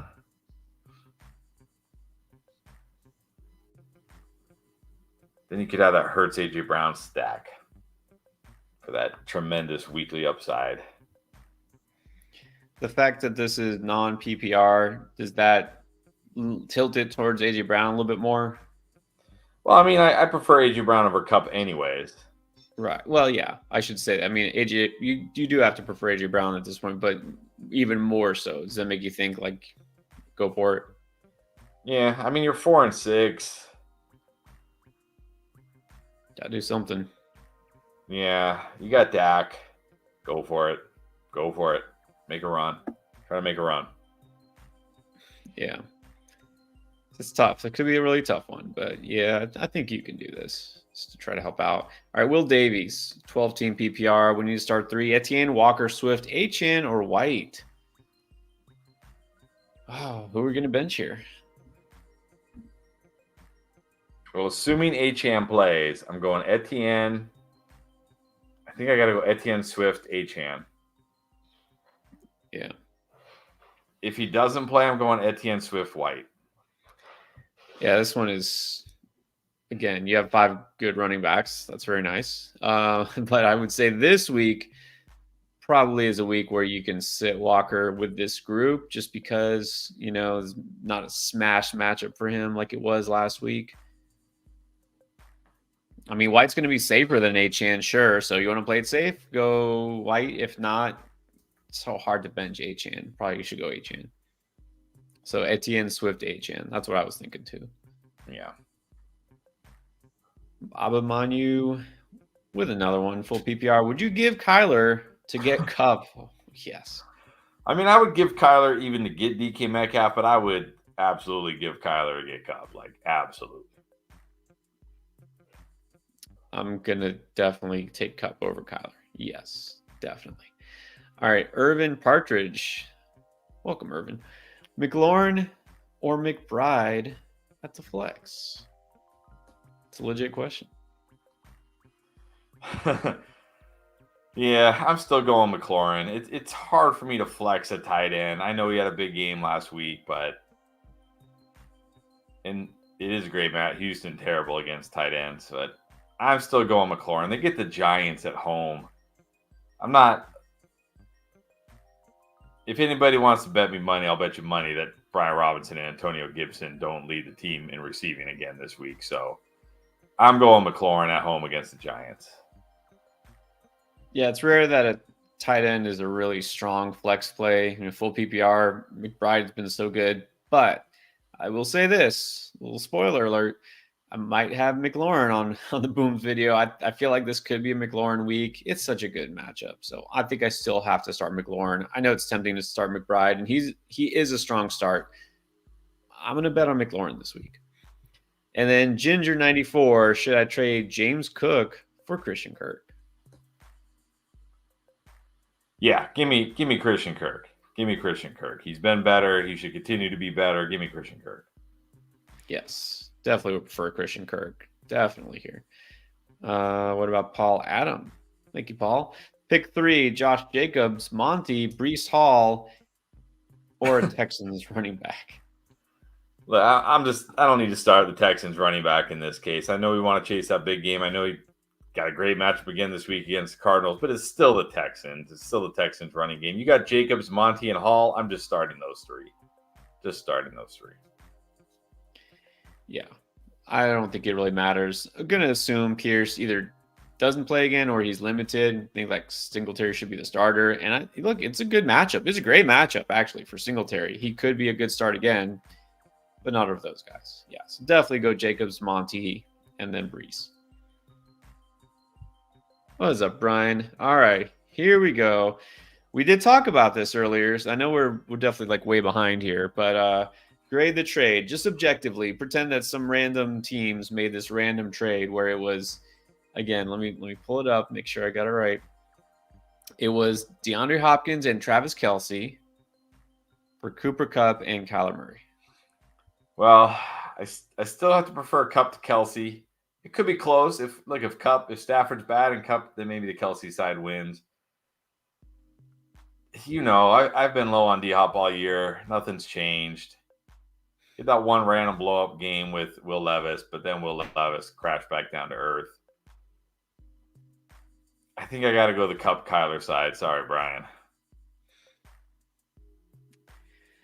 Not just a fellow, Texas guy. I'm a Texas resident now. I'm not a Texas native, but also San Antonian. So, yeah. I mean, obviously, I think this, honestly, I think this is a trade that should help both teams. I wanted a quarterback upgrade. He needed a tight end upgrade. Why not? Let's blow it up. Let's see what happens. Yeah, I don't think it's like lopsided or anything. Nah. All right, so we are obviously running behind, busy for a Tuesday. So we're going to get to as many questions as we can, especially the super chats, guys. Don't worry. If you dropped a super chat anytime in the last 40, 45 minutes, I haven't missed you yet.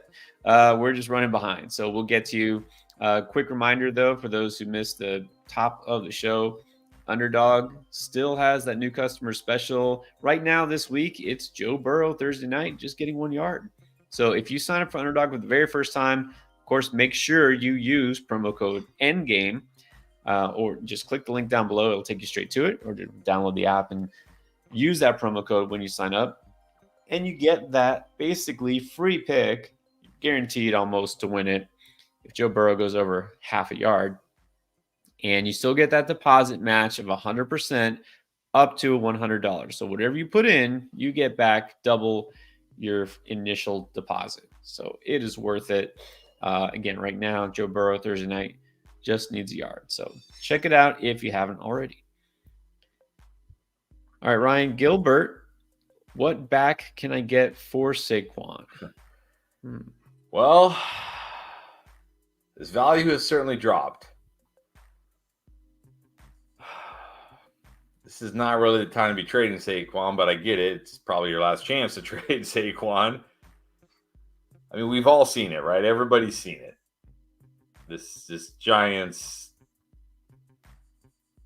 whatever it is, whatever they're doing there.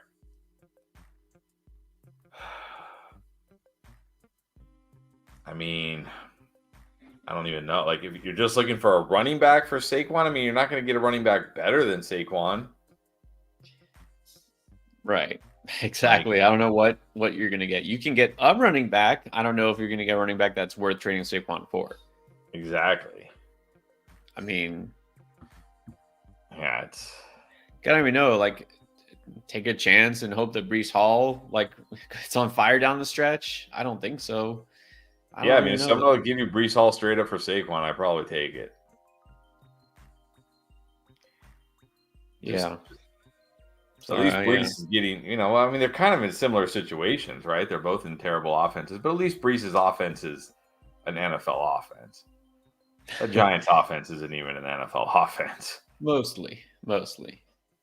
I mean, I feel like Barkley gets you the higher floor because at least he does catch passes and he can make something happen. Breece is more all or nothing. So, yeah, gonna have to take a chance there. Or maybe just hope that Gibbs continues to smash down the stretch.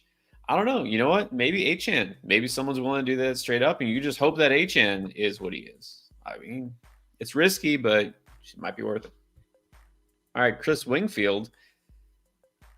Very similar question. How we feel about Barkley? Not too good. So I think we kind of already just answered this. Yeah, can't feel great, but he's still getting the volume. He's still good. He still looks really good, right? He's like, it's not like he's, looks bad. He's catching passes, but I mean, I think the hope for Barkley long term is that Tyrod Taylor comes back from IR. When is Tyrod Taylor? Yeah. I think that's all we can hope for.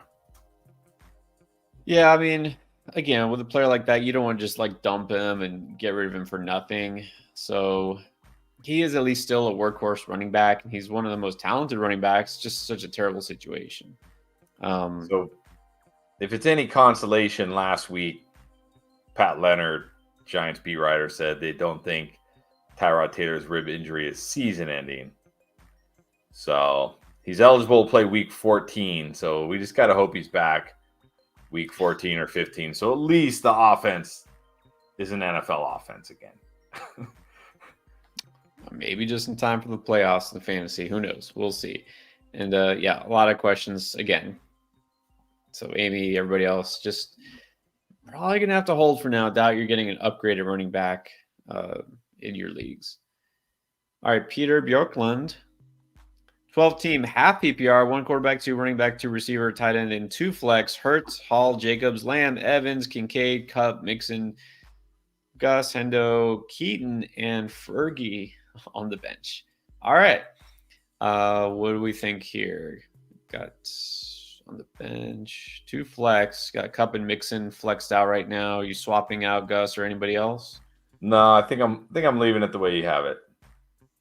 Paul Jacobs, Lamb Evans, Kincaid, Kupp Mixon, not flexing Gus, not flexing Hendo. Not quite ready to flex Mitchell yet. And I'm not playing Ferguson over Kincaid. So, yeah, I think it's good. Yep, I think that's the only one I might consider is Ferguson's been really good, but Kincaid is too. And we finally got around to putting Kincaid in the, you have to start him category. So, yeah, I think you're good. Keep it the way it is. Some matchups you might go Gus, but not this week. All right, let's get to, let's just Python dropping in to remind everyone, hit the like button. Appreciate that. All right, Boom Crichton Tong. My team right now is in PPR. Got Debo, Lockett, Thielen, Michael Wilson, and Nico. CMC, Monty, Connor, Achan. We need 2, and a flex. All right, well, running back, you're going CMC, and I'm going Achan if he plays. If he doesn't play, then I'll go Monty. CMC and Monty. At wide receiver, yeah, Debo and Lockett.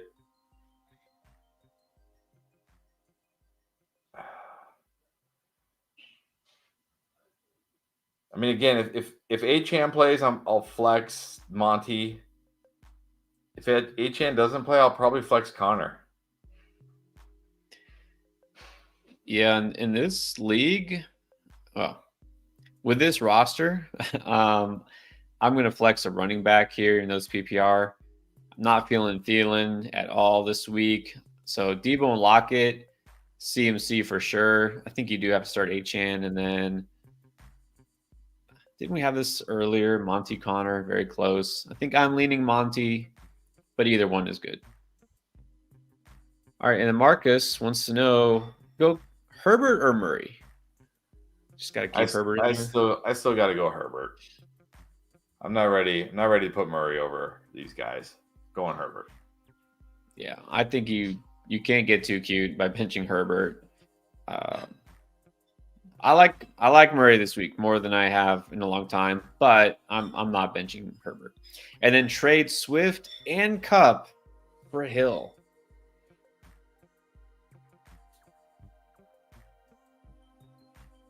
Man. Whew.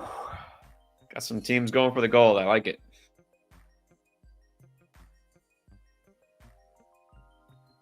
I mean, man. This is either, like, if you get Tyreek Hill and Cup is not very good, you're going to look like a genius. But if Cup goes back to being Cup and you gave up Swift and Cup, you're going to be like, ooh, maybe I shouldn't have done that. I think for me, it probably comes down to what do your running backs look like. If Swift is like your RB3, RB4, you're stacked at running back, okay, fine. Take Tyreek Hill, take the sure stud at wide receiver. But if Swift is like your every week RB2, and now you're going to be rolling out, James Cook or, I don't know, Isaiah Pacheco, somebody like that, I don't know if I'd do it. But if you can afford to part with Swift, take Tyreek Hill. Yeah, it really depends on the roster makeup here. It's odd, but I kind of feel like the side with the two players is the riskier side because Hill, we know what he's going to do. Cup, we don't. I mean, there's risk there because even though he's healthy now, Stafford hasn't been healthy. And then Swift is just a little bit, have you noticed, just a little bit as a runner has been fading a little bit. Yeah, this one is really tough. It comes down to need. So I'll just go with what you said. If Swift is, an essential part of the running back core here, or if he's just a third or fourth guy, that's what matters. Yeah. All right, let's get on to the next one. Nick. Nick. It's not coming up. Hold on. I see it. You don't see it? Yeah, I'm clicking. It's just not registering for me for some reason. Oh, it's on my screen. Oh, there we go. Nick DeLucia, 12-man, full PPR. I'm 3-7. Okay, we can do something here. Stroud, Purdy, Pacheco, Bijan, Keaton, Garrett, Smith, Nico, Addison, Deontay, Elijah, Kincaid, Ingram. All right, well, what do we do? I mean, you're 3-7. You probably Bijan's getting you 0 points this week. Not doing you any good if you go 3-8. Not helping you even if Bijan's a monster down the stretch. Like, what do you 6-8? Probably not making the playoffs. You have to win this week. I think you got to try to trade Bijan, and you got to get a good running back that can help you this week. Like,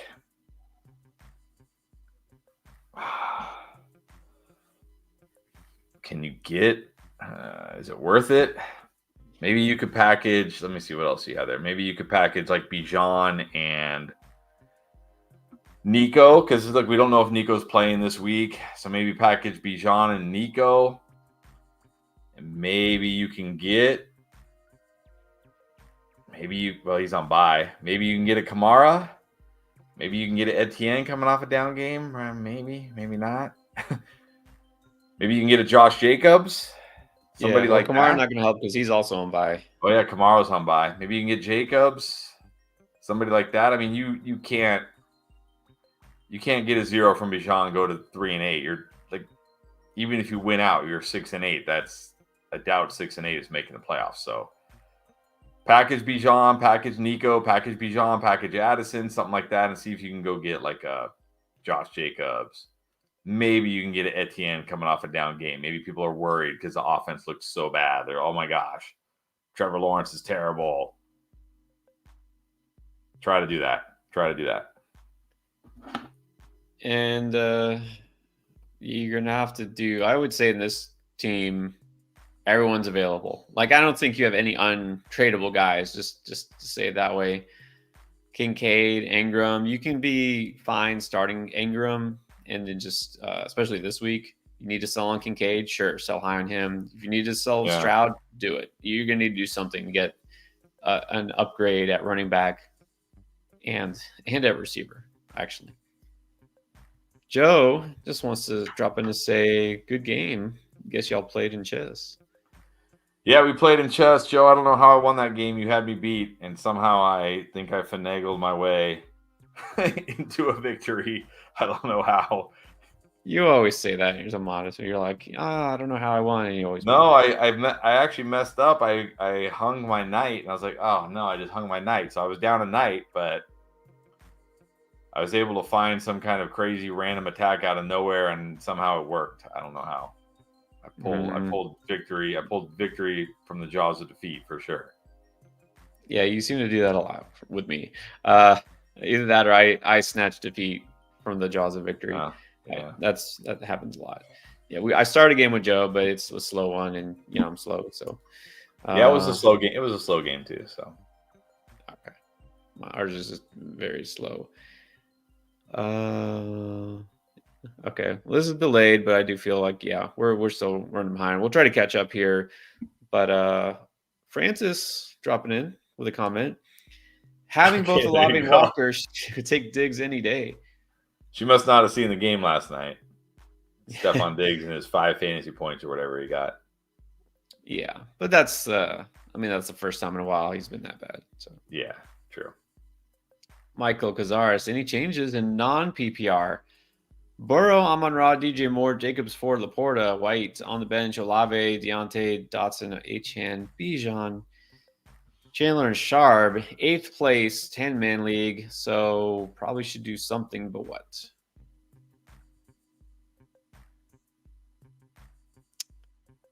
Yeah, I mean, I guess you could put Achane in there this week over White. I would non-PPR. Yeah, I would if he plays, and I'm still playing Deontay over DJ Moore. I know last week was rough for Deontay, but he'll bounce back. He'll be better. And DJ Moore, I mean, even if Fields plays, how good can we feel? Fields' his first game back in weeks with a potential less than 100% hand. I think I would still go Deontay Johnson over DJ Moore, wide receiver. But yeah, definitely Achane over White. Assuming Achane's active, of course. Yeah, I mean, definitely check to make sure. It's still too early to say, but yeah. All right, then we got Liam Brusowski. Welcome, Liam. 10-team half PPR, 4 and 6. Got Mahomes, Monty Achane, Chase Godwin, at the flex Pacheco, Pollard. Tight end is Kittle on the bench. Those guys. And he moves. I mean, I don't see anybody on the bench that you want to start. Yeah, definitely. Yeah, but if Achane is out, we have to move one of those running backs, and then who would we play? Rice? I'd probably play Rice. Yeah, that's kind of it. Not a very deep bench if this is all you got. Yeah, I mean, It is half PPR. I don't know. I don't feel like Pacheco's moving the needle enough for you here. And Godwin is your wide receiver too. I don't know. Is there anything we can do to shake this roster up? Let's see. 4 and 6.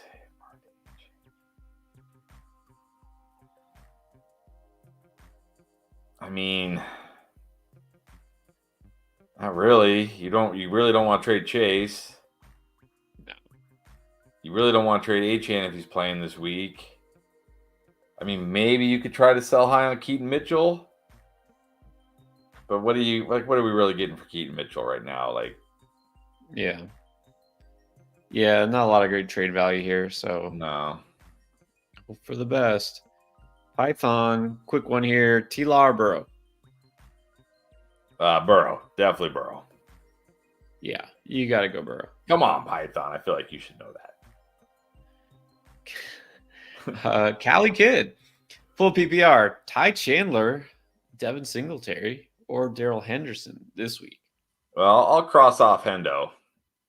These guys are both close. I mean, let's assume Madison's out. Let's assume Pierce is out, so we can, obviously, if Madison plays, then Ty Chandler takes a big hit.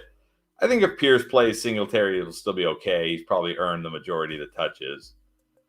But let's just assume they're both out, even the playing field here. Both have great matchups. Chandler against the Broncos, Singletary against the Cardinals. Man. I mean, do we feel better about Singletary because finally the Texans' run game looked good for one random week? And we feel better about Chandler because he's with the Vikings?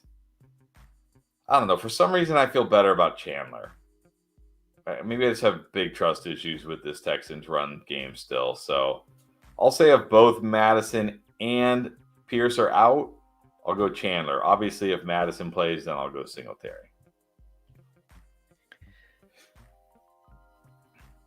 It's close here. They both have great matchups, Chandler and Singletary. So I think I will trust. No, okay.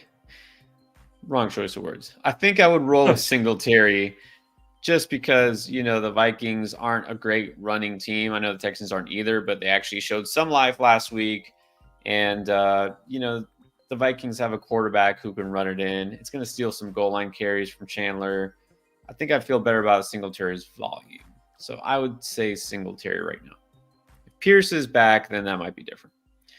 And didn't really talk about this. I don't know if it really matters. Tactical string. We talk about the Warren news. Well, the news is they're saying Jalen Warren is like the starting running back now. But yeah, does that really matter? every week. They've said that every week for like how long? Like it's probably going to continue to be what it is. Look, Warren, it's a 1A, 1B. It's a 1A, 1B. So, but I don't think it's ever going to be more than that. It's not like Najee. Yeah. People acting like Najee's been bad this year. He hasn't even been bad. I mean, what does that really mean? So instead of Najee getting 15 carries and Warren getting 12, Warren's going to get 15 carries and Najee gets 12. It's like it's going to be the same thing. Yeah. All right. Ginger 94. 10-team PPR. Howell, Monty, Connor, Stevenson, Hunt, Warren, Allen, Tyreek, Lamb, Olave, Rice, Kirk, and Schultz. Any trade ideas here? I mean, you're good at receiver. You're beyond good at receiver. Yeah. Maybe trade one of those receivers to upgrade at running back somehow. Yeah, maybe you could package like Olave and Stevenson or Kirk and Stevenson and get like a true RB1. Go get like a Josh Jacobs. Like I said, maybe a Jonathan Taylor. Guy like that. Yeah, package Olave and Kirk and a Stevenson or a Monty and go get a true RB1. Yeah, I'm just going to say don't mess with what got you wherever. Well, I don't know where you are. You didn't say your record. But don't mess with Allen, Tyreek, and Lamb. Just keep it. That's going to carry you more than any running back will. So don't touch those guys. But I think Kirk is tradable. Olave, if you fetch a high-end running back. Yeah, try to package. You know what? Maybe package Warren. Now that he's the RB1 in Pittsburgh. Everyone's all over Jalen Warren. Package him. Joe Castles. What's up, Joe? Just traded Watson and Miles Sanders for Devontae Smith. Is that Christian Watson? I don't think it matters, but Even if it's Deshaun Watson, Christian Watson, this is a big win. Miles Sanders, that's a throw-in. Miles Sanders is a throw-in. Like, who even is trading for Miles Sanders right now? Or Christian Watson. That's crazy. Yeah, both Watson and Sanders are both droppable. And someone gave, hey, right now. Okay, so now he's saying, hey, as AJB, what kind of player can I get for Smith? So he's going to flip Devontae Smith. Well, I don't know why, but I mean, if you just really Eagles, if you really don't want Devonta Smith, I mean, I don't know what you're looking for. Maybe you can get a Swift, but you don't want another Eagle, I guess. I don't know. Brees, maybe? Gibbs? Maybe? Yeah. I mean, it depends what you're looking for. A different receiver or a running back. I mean, maybe, well, you know what? Maybe you could get Olave because he's on a bye this week and people are still worried about Olave because, you know, the quarterback situation, all that. You might be able to do that. Feels comparable. Easy Vanya. Need 2 RBs, 2 receivers, a flex, and a tight end. Got James Cook, Aaron Jones, James Conner, Diggs, Dell, Deontay, Watson, Myers, Kincaid, and Ferguson. Who do we start here? All right, running back, I'm going Aaron Jones and James Conner. At wide receiver, I'm going Diggs. Is this PPR? Doesn't say. I'm gonna assume PPR, so I'm going Diggs, Dell, and Deontay. 2 wide receivers and a flex. And then I think gotta go Kincaid at tight end. I mean, I like Ferguson this week too, but gotta go Kincaid at tight end. Yeah, I think you gotta stick with Kincaid. Yeah, I'm going Connor Jones also. Diggs, Dell, Deontay. That's it. All right, and then Scar Shiesty. Yeah, it did feel like overpay. It was. Okay, so what about Warren? New starter. And DJ Moore for Kyler and Pickens. It's better. I know T-Law's been killing you, but I mean, take it from – go ask the person who has Pickens about Pickens. Pickens has been killing whoever has Pickens. I mean, he had that nice stretch, you know, a few games there when Deontay Johnson was out, but since then he's been killing you. Since Deontay Johnson's come back, he's been killing you. I don't know. Who else? Who else could you get besides Pickens? I mean, I think it's okay, but I don't know. I just feel like you're never going to probably start Pickens. So, yeah, someone comparable. Like, is JSN enough or no? We need to aim a little higher. Yeah, I would be okay with JSN. At least JSN, I feel good about I could put him in my lineup if I need to. Yeah, just somebody like that. And then Wendell Camper, 7-3, first place. Very nice. All right, got Fields, James Cook, Josh Jacobs, Olave, Mike Evans, Dalton Schultz, Ridley, T-Law, Addison, London, Waller. What do we do to get this team ready for a playoff run?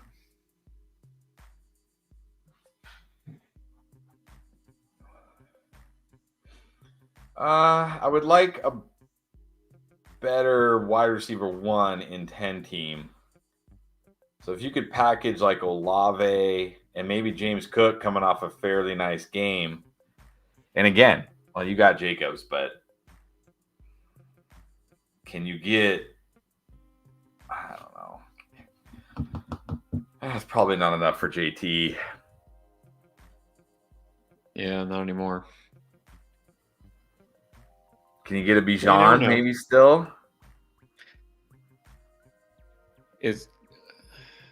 We're talking Cook package. You said Cook and who? Olave. For a better running back.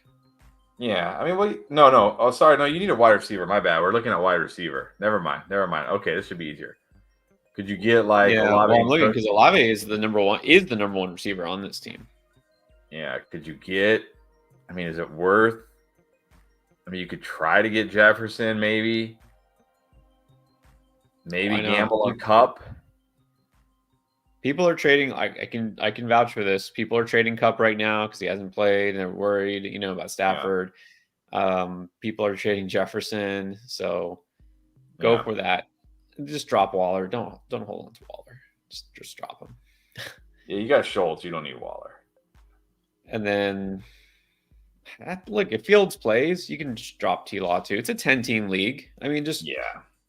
if Fields comes back, look, even if Fields, okay, I guess this week you can go with T-Law if Fields doesn't play, or you're worried about Fields. But after this week, if Fields is back, then drop T-Law. But just drop Waller. Just do it. All right. Josh Rust, Aaron Jones, or Brees Hall this week? Ooh. These are both kind of boom bust guys, right? Aaron Jones should have boomed last week. He didn't. He should boom again this week. Will he? Who knows? Brees Hall really should have boomed last week when he didn't. So Packers are at home against the Chargers. Not bad. In fact, you might like Jones because he should be involved as a pass catcher. Brees Hall's on the road facing the Bills, which is not bad either. But nah. I mean, look, the thing about Brees Hall is it's like he either rips off a long catch or a long run for a touchdown, or you're really not getting a lot from him right now because, I mean, it's just there's nowhere to run. Like he it's like 1 yard in a cloud of dust every time he touches the ball, unless he rips off a long run. It's like 1 yard in a cloud of dust, or it's 50-yard touchdown. It's like really, it's like I might just go Aaron Jones. It's a good matchup. He should catch passes. Ah, man. I don't know if I could do it though in my lineup. I don't know. Maybe I'm too high. Maybe then I see the name Brees Hall and I think you got to start Brees Hall, but he's really, I mean, yeah, I know. I feel like I keep thinking this is it. He's going to bust out, and then he doesn't.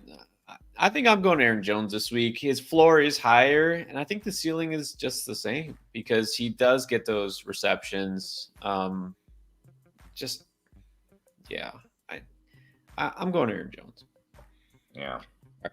Max Leitner traded Dotson and Pop for Warren.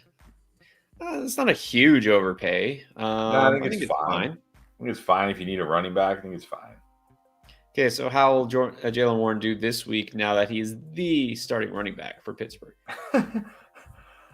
I mean, I think Warren will do. I think both these guys. I think Najee and Warren are going to do fine rest of the season. It's obvious the Steelers went into the bye and came out of the bye and said, "Look, this is going to be our identity. We're just going to run the ball relentlessly.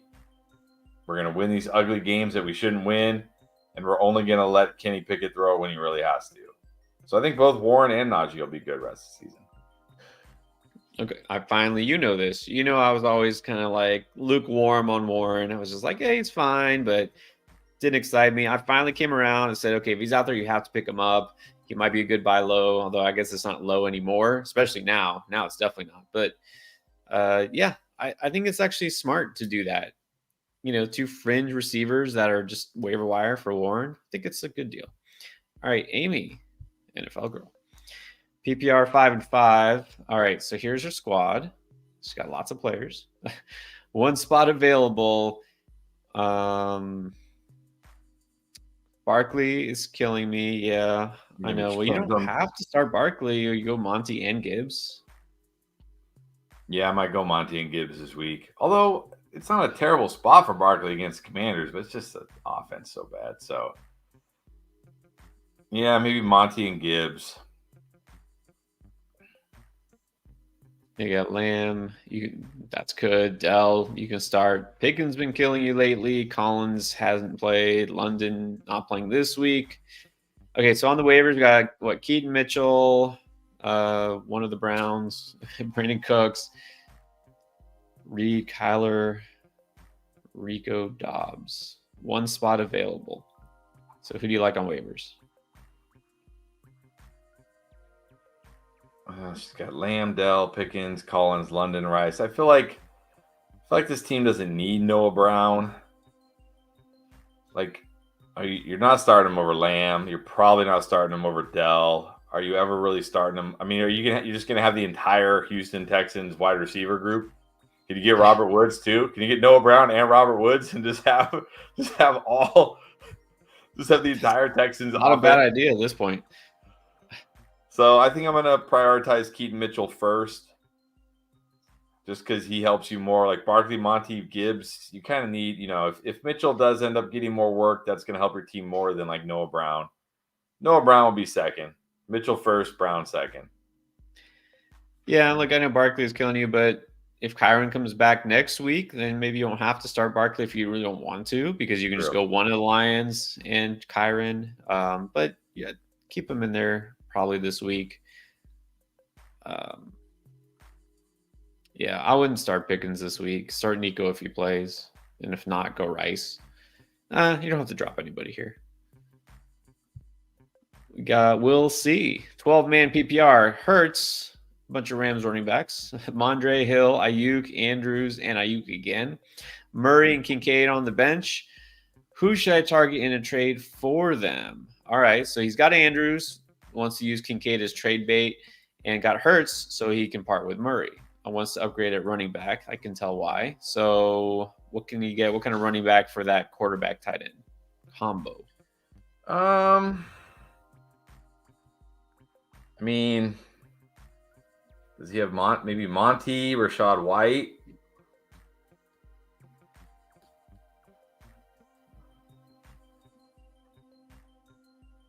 Swift. People seem somewhat low on Swift. Barkley, if you're willing to gamble on him, maybe. Maybe Brees still after a couple down games. That's probably the range. I mean, that's still an upgrade over. And then you say Rams RBs. Do you mean all of them, or do you just mean Royce Freeman and Darrell Henderson? Because if it's just those two guys, then yeah, I would take even Tony Pollard at this point, an upgrade over them. But yeah, I think Swift is a smart one because, look, Chris, it's underreported, but he gave you 0 points last week. Did nothing for you. So how's that helping your team? It's not. Not helping. What has he done lately? Right. No, it's true. I think you can go fishing for a type like that. But really, it's going to come down to who needs a quarterback or wants a quarterback and a tight end, and what do they have on their roster. That's what it's going to come down to. Let's do this. It'll get us to speed up things. Do a quick lightning round. Some of the regular chats. We have so many super chats, guys. We are still backed up. Trust me, we're going to get there. So stick with us. But let's pick up the pace. Bandsman, is Scary Terry a good start this week? Yes, I think he is. Yes. I am irrationally high on Scary Terry this week. I could be wrong, but we'll see. And Amy forgot she has Higgins. Well, doesn't help you this week. Right. You're like, go grab Higgins, and then he hurt him. Yeah, that's right. But don't drop him. Just still hold him. All right. Let's see. See, I said that. No, I don't have any easy ones here.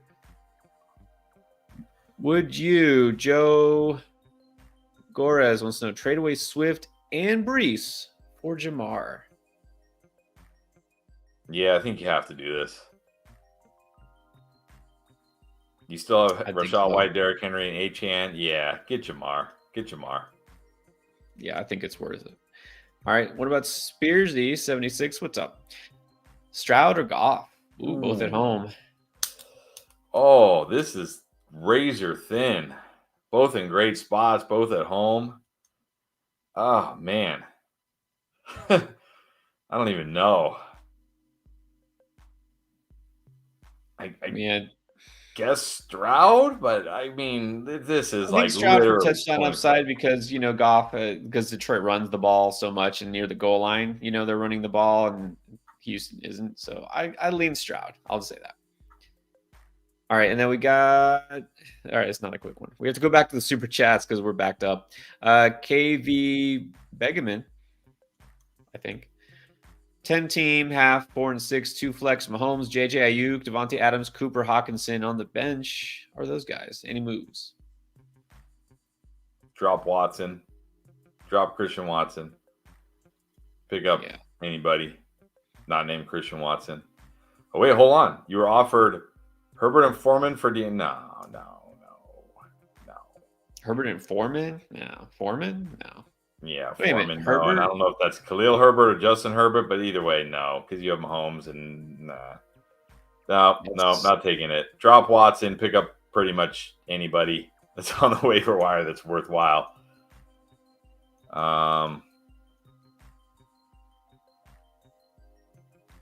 Man. Yeah.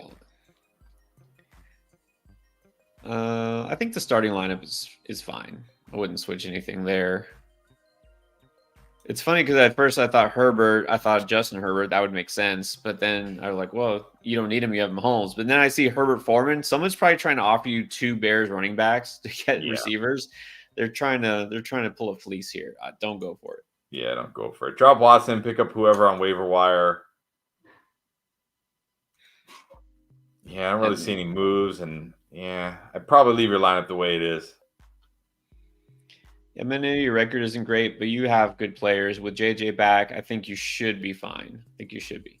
That's the thing. This isn't a team where I want to trade Bijan, because if you can pull out the W this week, you're right back in it, and then you have Bijan, you have JJ. So that's not a team I want to trade Bijan for. I'm we're just throwing around money. The super chat just so he can tell people that he's throwing around money. I like it. I love it. I mean, obviously you super chatted. You were definitely throwing around money like your Sinatra at the Trop just to tell people. Bring it on. Not even a question. Just like, look at me. Look at me, world. The Brown Dasher. Pick 4 running backs rest of the season. All right, nice easy one. Eckler, Pollard, Connor, Mixon, Javonte, Chandler, and Singletary. Eckler for sure. Connor for sure. I still like Javonte, and man. Wow, is Pollard not making the cut? It's between Pollard and Mixon, sadly. At least Mixon scores. Can I really go Mixon over Pollard? I think I'm still going Pollard as my 4th. I mean, obviously Eckler is 1. I think I'll put Connor 2nd here. I don't know. Oh man, Javonte. Are we putting Javonte over both these guys? I think I got to keep Pollard in there. I might. I know Javonte's been coming on, but I think I might keep Pollard and Mixon over them. So it's really close. I mean, it's clearly not the last 2. So no, can eliminate those guys. Why do you have to decide this right now? Right? Will Davies. He was giving. Wait, what? Somebody was trying to offer you Zeke for Achane. Yes. You have permission. I mean, well, I don't know if I would egg his house. That's a little much, but. No, maybe create like some fake social media account in his name, like pretending to be him. No, okay, don't do that. Don't do that. Don't do that. Just counter with a more ridiculous offer so he gets the message. Yeah, counter with like your kicker for his best player or something. All right, Mary Jo, Howell or Goff? I mean, man. Another close one. Yeah, I mean, I definitely like them both this week, but I think I got to give Goff at home. I mean, they're both at home, but man, I think I got to give Goff the edge. In this one, yeah, I'm gonna agree, just barely, because the Bears. Look, the Bears have been better on defense, but they are still the Bears, so super close here. I guess Goff is just a little safer. Augustin Olvera. Thank you. 10 team, half PPR. We got Hurts, Eckler, Bijan, Kupp, Olave, Kelsey, Pollard. On the bench is Deontay, D-Hop, Murray, Achane, and Kyron. All right. Just traded Murray, Pollard, and Deontay for Waddle, Breece Hall, and Flowers. I got to think that's a win. I mean, I still have to prefer Waddle over Deontay. Got to prefer Breece Hall over Pollard. Yeah. And then, you know, what are you doing with Kyler Murray when you got Hurts and you got Flowers? I think that's a win. That's a win. Yeah, I agree. I mean, before the season, I would have said something different, but at this point, Breece Hall is got to be equal, if not above Pollard. Yep. Yeah, I think this is a win. Any more moves? You cut Eckler and Hall / Bijan. You got Cup, Olave. You got Kelsey. No, I don't think you need to do anything else. You're good. And you got Kyron and Achane coming back. Yeah. You're good. All right, Josh Russ with another. Also, in half PPR 5 and 5, have Hurts, Brees, Aaron Jones, JT Swift, Cup, Keenan Allen, Waddle, Tay Adams, Kelsey, DK. How is this team only 5 and 5? Well, Honestly. I mean, Brees, Aaron Jones missed a lot of time. Brees, he's had JT some good games, but he's had some really terrible games. JT really just recently coming on. Cup, I see how it's 5 and 5, but this team should be ready to go on an absolute tear. Yeah, I think this team should be ready to go on an absolute tear. So would you trade anyone? I don't think so. Yeah, I mean, maybe you could try to trade I don't even know. That's the thing. Like, I keep saying oh, go get a running back. But then when I look at the running backs, it's yeah, who to get? There just aren't a lot of them. It's bad. It's just, there just aren't a lot of them. So I think you're good. But I mean, look at JT and then Swift with Brees and Aaron Jones as your third, as your backup. I don't think you can upgrade Cup and Allen, Waddle. Devontae Adams is your third, fourth receiver. No, you're fine. You're good. Don't mess with this. All right, then we got Poom with another one. Poom Crichton Tong. Tied at third. All right, Debo, Lockett, Thielen, Wilson, Nico, CMC, Monty. Okay, who to start? Because I remember this roster from before. Well, I feel like we already answered this. Didn't we answer this? Yeah, I feel like we did because we said Debo, Lockett, and I think we said CMC, Monty, and Connor.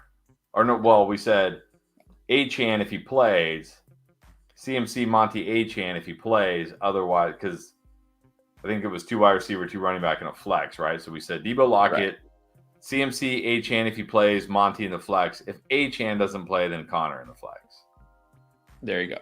So Debo, Lockett, and then 3 running backs. One of them has to be a CMC. Yes. There you go. All right. Hopefully you got that. Let's go to Sven Dragon. Standard. You like Noah Brown, Ty Chandler, Puka, or Jerome Ford?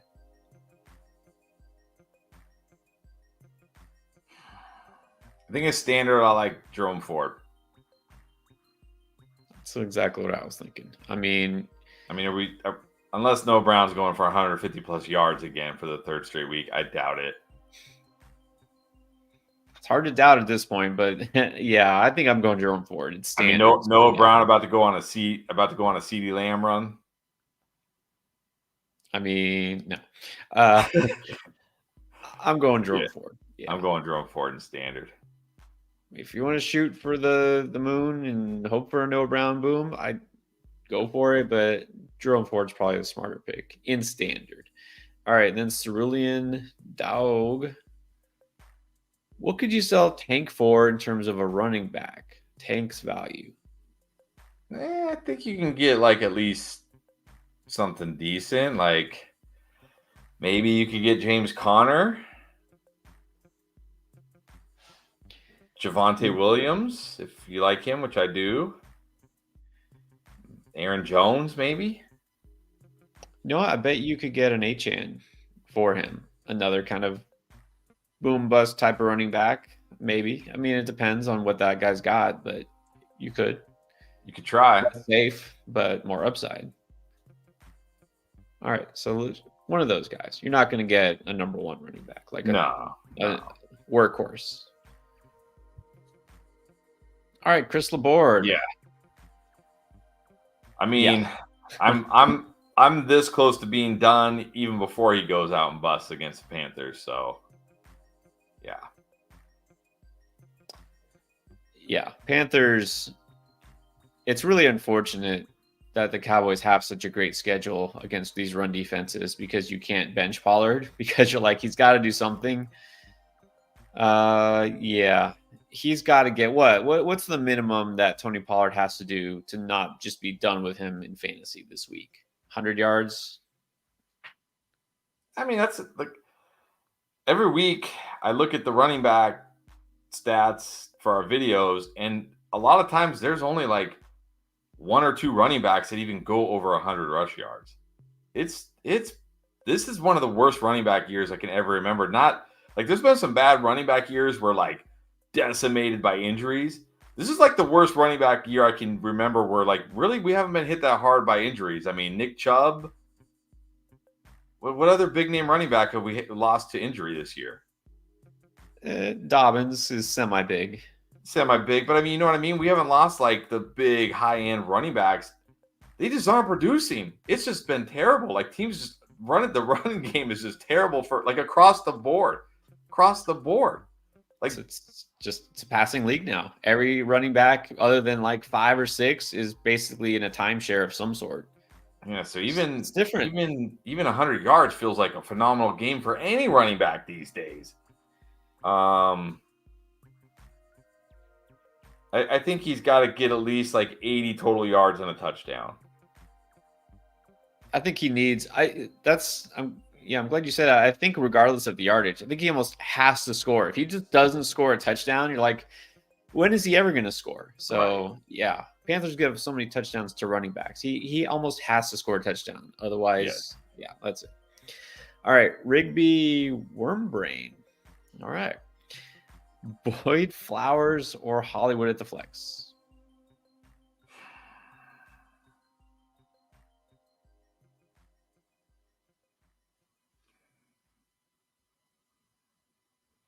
I think if it's me, I'm going Hollywood. I know he did nothing last week, but first game with Kyler, almost had a touchdown grab. I know Boyd looked great.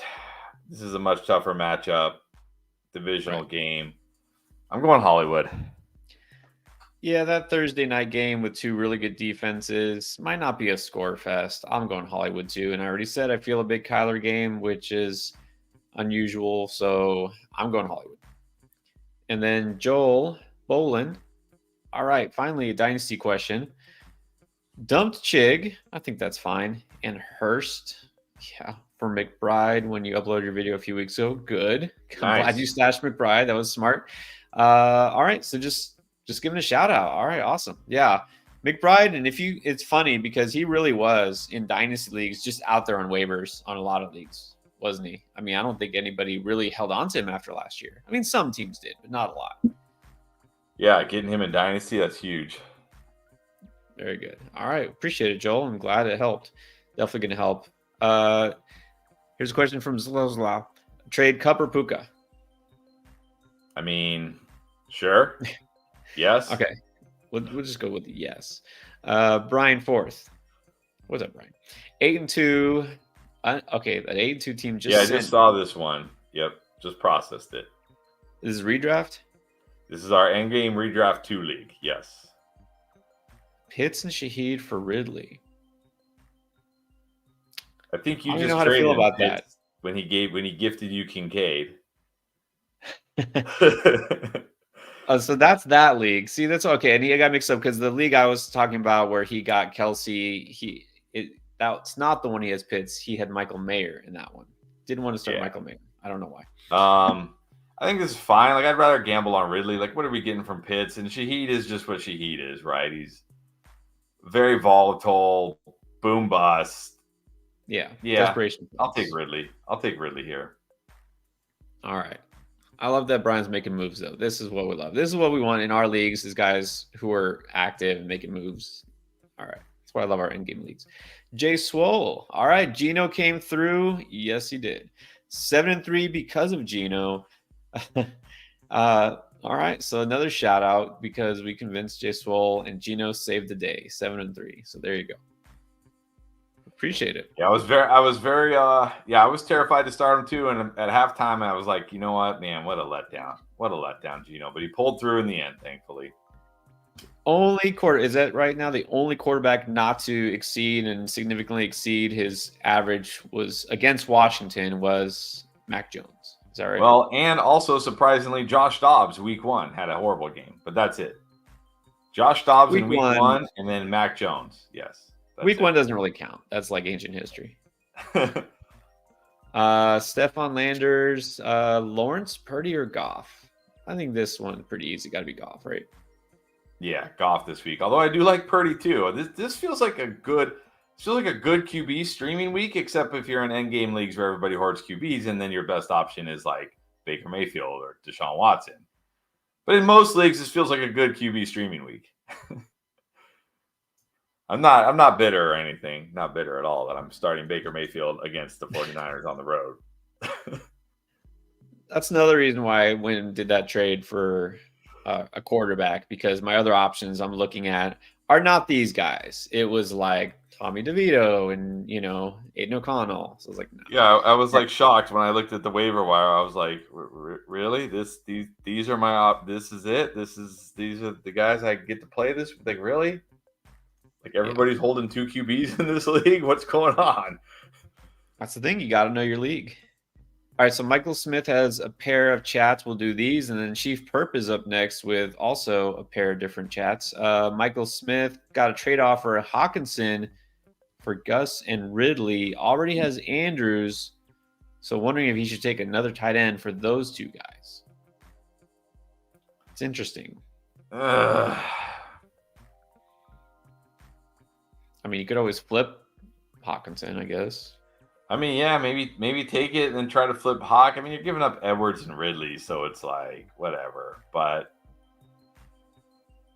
there is worry for me with Hawk now with Jefferson coming back. Like, is Josh Dobbs going to support Jefferson, Addison, and TJ Hawkinson? Like, look, it was fine when Kirk Cousins was a QB, but can Josh Dobbs support all 3 of those guys? Like, right. You know what I mean? Yeah, I was about to say, well, Hawkinson was fine before, but that was a different offense. Right. Yeah, I mean, I almost think like I would do this and then immediately try to flip Hawkinson. So try to get a wide receiver 2 type. I would do this trade and then just be like, okay, guys, I'm willing to trade Hawkinson. Who needs a tight end? Come get your tight end.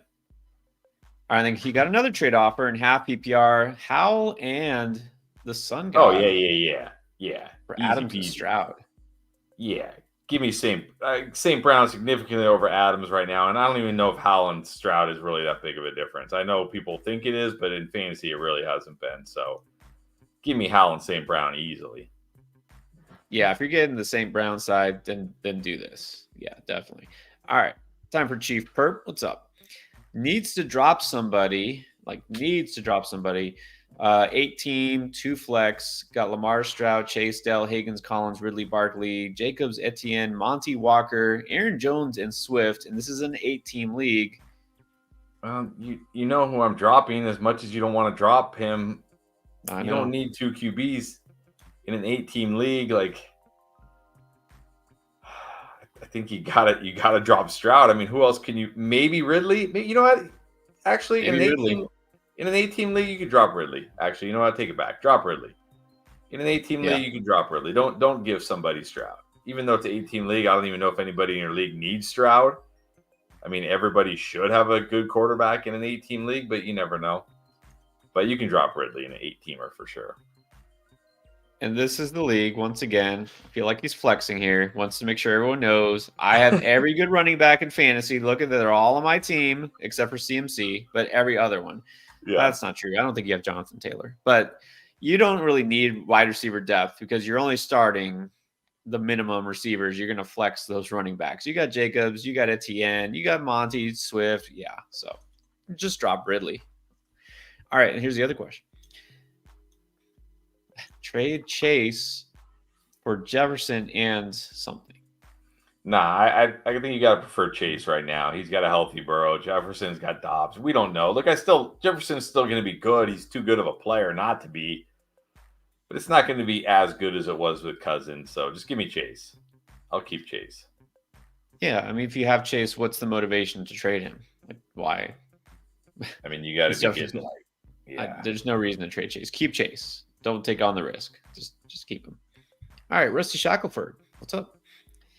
Working some packages. So let's see. AJB for Del Murray. For AJB. Oh, okay.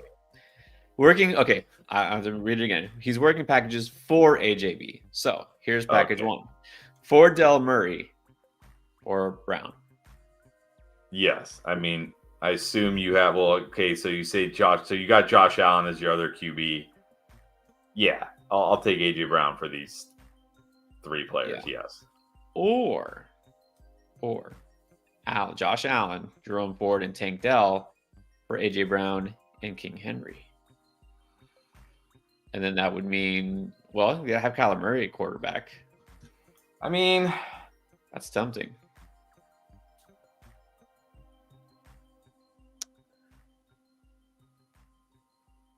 I don't know. I mean, does this come down to are you worried about Josh Allen? Do you maybe prefer Kyler Murray to Josh Allen, or at least feel they're equivalent? No, I mean, Josh Allen's been awesome this year.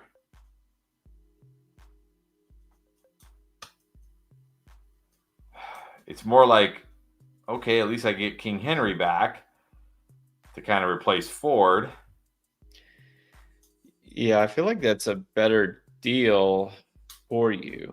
The question is, do you want Kyler instead of Josh Allen, or are you okay with that? And then do you want to roll with Derrick Henry the rest of the season?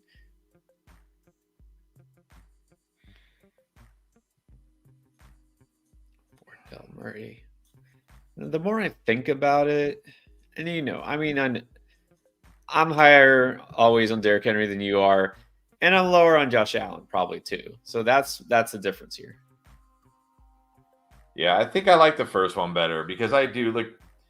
I have Josh Allen in my home league. He's carrying me every single week until this week. I mean, every week he's just going off. I'm probably taking the first one, and I'd rather have Josh Allen as my QB than Kyler. I like the first one, and I think I would do that. If it's me, I might prefer the second one, but I actually think I think they're both fair. Like overpay I think they're both fair. I might lean the second one, but I think the first one's doable. So probably don't overreact here. Probably just do the first one, like Chris said. What about A1 Lucas? Ford or the RB1 for the Steelers? Ford. I still like Ford more. It's pretty close, but Ford has been getting, I don't think people realize Ford has been getting insane usage. 2 weeks ago, 20 carries, 5 catches. Last week, 17 carries, 2 catches. I know, it's annoying. Kareem Hunt vultures the touchdowns, but Najee Harris gets touchdowns. Najee Harris gets more work than Kareem Hunt. I'm taking Ford. Yeah, I'm still going to prefer Ford. I've come around on Warren, but I still like Ford. Look, we've been talking about Ford. You've had him on the buy low for like a month straight, right? Are we finally going to come around and realize Jerome Ford is actually pretty good and fantasy? He's going to help you? Probably not. People probably still won't realize it until it's too late and they're losing. And I feel like they've had a brutal schedule, haven't they, lately? The Browns just had it rough, so it's got to get better. That's the other reason why I like Jerome Ford. And I'm going to talk about him in this week's buy low. I moved it to later in the week. But Jerome Ford's upcoming schedule: Pittsburgh, Denver, the Rams, which is literally his toughest matchup left, Jags, Bears, Texans, Jets, who aren't even a good run defense anymore. He's got a fantastic rest of the season schedule. There you go. Yeah, got to go forward. And he hasn't even been bad. He's had, even in half PPR, he's had double-digit points in every game but 2 since he took over for Nick Chubb. And he's had 3 big games. Like, I don't even understand why Jerome Ford doesn't. I mean, I guess because Kareem Hunt gets his random 1 touchdown every week. I know, it's so aggravating, but right, what can you do? All right, Brent McFarland, 12 team, full PPR, 7-2. All right, rate this team. Thoughts before the deadline. Got Lamar, CMC, and JT. Very nice. With the White, Kelsey, and Pitts. Diggs, Hollywood, Douglas, Reed, Mingo, Mims. Okay. Yeah, wide receivers lacking. Yeah. But I mean, what are you gonna do? You can trade Pitts? What are you gonna? I guess maybe you can get Calvin Ridley for Pitts. you really want Calvin Ridley? It's like the same. That's the same guy, just different position. I'm not even. Kyle Pitts doesn't even have boom games. Yeah, I don't know what you can do here. I mean, you need wide receiver help, but who are you trading?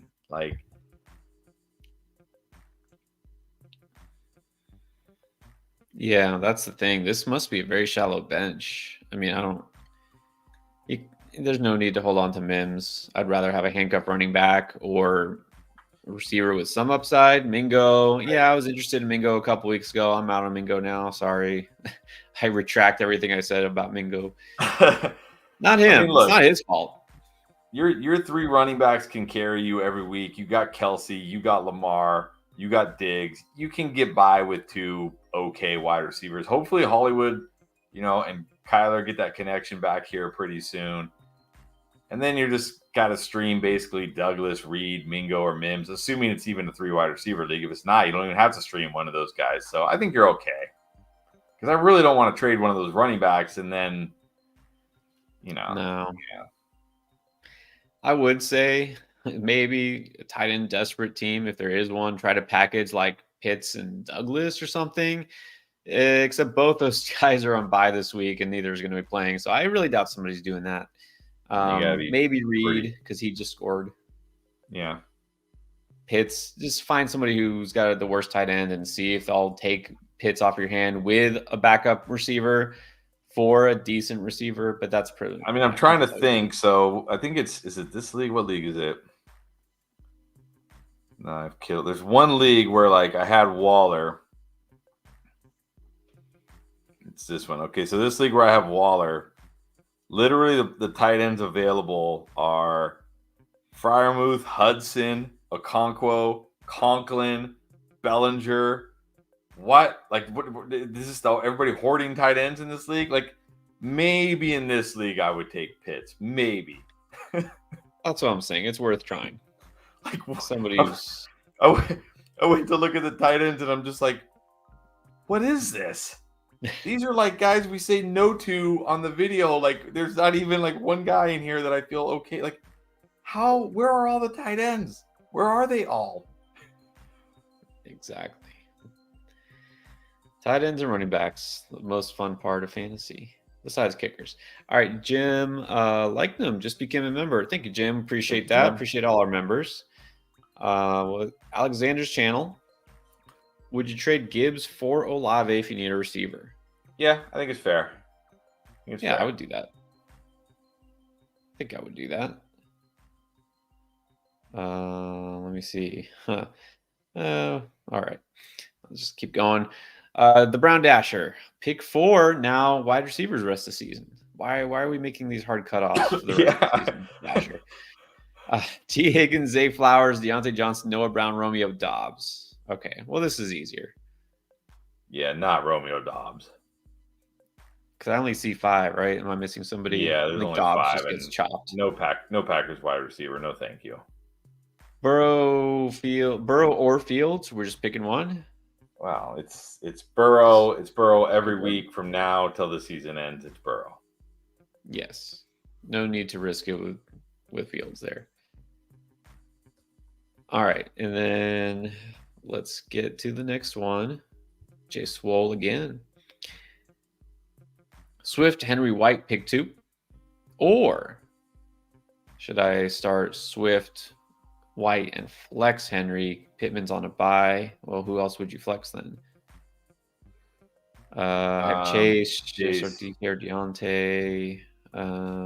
Okay. Okay. I'm going Chase and Deontay. Man, this is not a good matchup for Henry at all.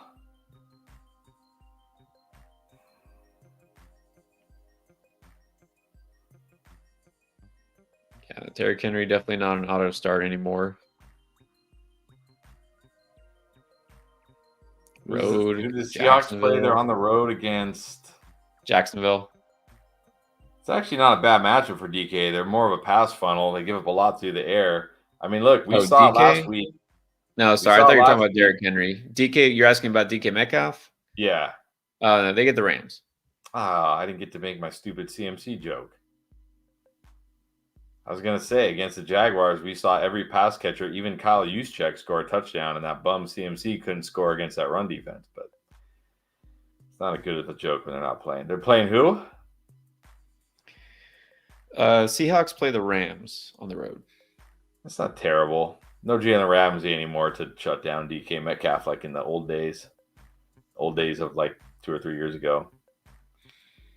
If it's PPR, I think I'm going to go Swift, White, and the 3 wide receivers. Brings a tear to my eye, the thought of benching Derrick Henry. But if it's PPR, you probably should. We'll just go with that. All right, Jesus Sosa. Welcome back, Jesus. Already clinched the 7-3. All right, very nice. Team is Hurts, Jacobs, Warren, AJ Cup, Debo, and Kincaid on the bench. Are those guys? Would you swap anything out here? Got Warren in the starting lineup. Would you go Mostert? Oh, I think I might go Mostert. It's such a good matchup for him this week against the Raiders. I think I'm going Mostert over Warren. Brown, Cup, Debo, Kincaid. Yeah, everything else looks good, but I think I'm going Mostert over Warren. Yeah, I like Mostert this week, so same thing. Everything else is good. Congrats on the playoffs. Let's keep it going, though. Keep it going. All right, Micah McComb, 8-2, full PPR. We need to drop one because Etienne's coming back. Puka, Addison, D-Hop. I guess that's it. Those are the choices. Who you dropping? Adios, D-Hop. I figured. Yeah. 8-2. Starters are CDI Ayuk, Debo. Yeah. Yeah, I think you still want to hold on to Puka. Yeah. Addison. He's been good. Yeah. What has D-Hop done since that one game? I know. All right. Rick Trifecta needs to drop a quarterback. Oh, dropping like flies. Yes, you can Time to definitely drop drop T-Law, yes. I mean, you can drop T-Law if you only have Stroud, but you can drop T-Law even if you don't have Stroud. Yeah, time to drop him. It is time. If you have these quarterbacks, yes, you can drop T-Law. All right, Phil. What's up, Phil? Starting running backs are Eckler and Brees. Have HN, grab Chandler, and of course, got Rico stashed for depth. 2 flex starts this week. Lockett, HN, Chandler, Henderson. Flex. Achan and Lockett if Achan plays. If Achan is out, and assuming Madison is, well, I'll probably go Chandler over Hendo either way, to be honest. So Lockett and Achan. If Achan doesn't play, then Lockett and Chandler would be my flexes. He already knew he entered his own question. It's the first two. Yeah. And if not, then Chandler, if you need him. All right, Flirtsy, also in first place. Love seeing it. 12-team PPR. Got Dak, CMC, JT Swift, Ramondre, Olave, DK Nico, Deontay London, TJ, Kyler, Mitchell. Yeah, I remember we talked about this. You don't have a clear number one receiver. You have good running back depth, which is nice. I don't know. Is this a team that should just look to like flip Kyler and Mitchell? Yeah, or can you flip? I mean, you got CMC, JT Swift, and Ramondre. Like, yeah. Trade Ramondre? Yeah, can you flip Ramondre and maybe like DK Metcalf, who has name value and just had a nice game? And maybe you can get like one of those. Maybe you can upgrade and get Waddle. Mm-hmm. Maybe Jefferson. Maybe Cup if you're willing to gamble. I think it's worth it. Yeah.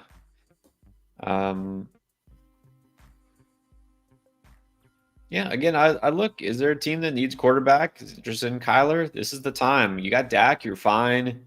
I look to sell him or and Ramondre. Yeah, that's it. But otherwise, I mean, you got a good team. You should be fine. David Yadagarians, you both owe Jalen Warren a standing ovation. All right. Well, a standing ovation. He technically has not started over Najee Harris yet, though. All right. Look, I did my little mini apology tour on the waiver wire video this week. I said, all right, I know I gave up on Brandon Cooks, even though I was all year. I was like, oh, Brandon Cooks is gonna happen. It's gonna happen. And I was like, okay, finally, like I'm out. He's done. And then of course, what happens? He goes ballistic, right? And I apologize to Jalen Warren for not believing in him. And then who was the last one? I think I kind of sort of mentioned Keaton Mitchell. There was somebody else. Anyways, let's see what happens, right? Let's see exactly what he does this week before we start, victory lapping Jalen Warren. Oh, It's yeah, gonna be Quentin funny when Johnston. I Twitter. finally was like, okay, I guess you can pick up Quentin Johnston. That was the last thing. I guess it's gonna be funny when it's like Najee Harris gets the first carry of the game this week. Exactly. But it doesn't matter. It doesn't even matter who the starter is. Who cares? It matters who gets the most touches. Exactly. Yeah. I mean, like, what is even the purpose of him saying that? Mike Tomlin saying like, "Oh, he's a starter now." Like, what? Okay. I don't know. I don't know. Try to light a fire, but I feel like Najee has looked good this year. Like, I feel like people who say Najee has looked bad this year just hate Najee. Like, there's no way you can watch Najee Harris this year and say he's been bad. You just can't. Not if you actually watch the games and watch the blocking and watch him running. You just can't. You just hate Najee Harris if you say he's been bad this year. That's what it is. Like, I don't know why. 100%. Yeah, Najee Harris is like, people like to hate Najee Harris for some reason. He's like one of the most hated players. And he seems like such a great, nice guy too. But people hate him for some reason. It must just be because he's from Alabama. I don't know why else. Like, is there like a viral video of him kicking a dog or something? Like, what did he do? Why do people hate Najee Harris? I mean, I get he's been disappointing in fantasy if you draft him high, but he's not bad. But look, last week when Jalen Warren was the backup, he had 15 carries. Najee had 16 carries. They both had 4 targets. Like, it's the same thing. I'm pretty sure Najee Harris had more fantasy points. And here's one for all the haters. All the haters who say Jalen Warren is more explosive. Najee Harris has the 3rd most breakaway runs of any running back this year. Only 2 running backs are ahead of him in breakaway runs. That's crazy. Najee Harris has been very good this year. It's just nobody realized it early in the season because it was that whole offense was a mess. And then, they would dump it off to Jalen Warren with nobody in front of him for 10 yards. And then everybody's like, oh, Jalen Warren's more explosive. Yeah, he ran 10 yards before anybody touched him. He's going to look more explosive. But now that the offensive line is blocking better, Najee Harris is starting to rip off longer runs and looking as good as he's looked all year, honestly. But whatever. Look, you can have your Jalen Warren victory lap. It's fine. It's a 50-50. It's a 1A, 1B. If he's technically the starter, cool. Whatever. I said, if you watch my skyrocketing video today, I said both of them look like good starts rest of the season. Yeah. Yeah, I think that's the takeaway here. Now, let me just say this last thing because we've got to move on. Some guys are better in the backup role than as starters. Exhibit A, Tony Pollard. I'm going to say. Yeah. All right, let's keep going. The Kraken, another rest of the season question. Monty or Kyron Williams? Interesting. That's close. Very close. Because, look, when Kyron Williams comes back next week or whenever, he's the guy. Darrell Henderson, Royce Freeman, they're not taking touches from Kyron Williams. Jahmyr Gibbs is taking touches from David Montgomery, and I don't think that's going to end. This is also a 1A, 1B. Like, I don't care if Jahmyr Gibbs gets the first snap on Sunday and, Field Yates is tweet or whatever, the guy from ESPN, one of the Yateses. Is he Kyle or Field? Which one is he? Anyways. Field, I think. Like, he'll tweet out, Jahmyr Gibbs starting for the Lions. And then at the end of the day, they'll both have the same amount of touches, and it will not matter. Like, who cares who's starting? But that's not going to be the case with Kyron Williams. When Kyron Williams is back, it's going to be like Kyron Williams got the first snap, the second snap, the third snap, the 24th snap. Like, he's going to get all of them, right? He's going to get all of them. But Monty is better, and he's in a better offense. So, right. This is really close, honestly. Really close. It is really close. I mean, Monty's I think more secure. Maybe. But Kyron is probably going to have a higher ceiling. Yeah, I think I might go Kyron just because it's late. At least there's no threat. Like, you don't have to worry about Darrell Henderson becoming the 1B or Royce Freeman becoming the 1B, probably. So I might have to give the slight edge to Kyron, but it's very close. Yeah, exactly. Very close. All right. KR, give the shout out and has a question. All right, let's look above.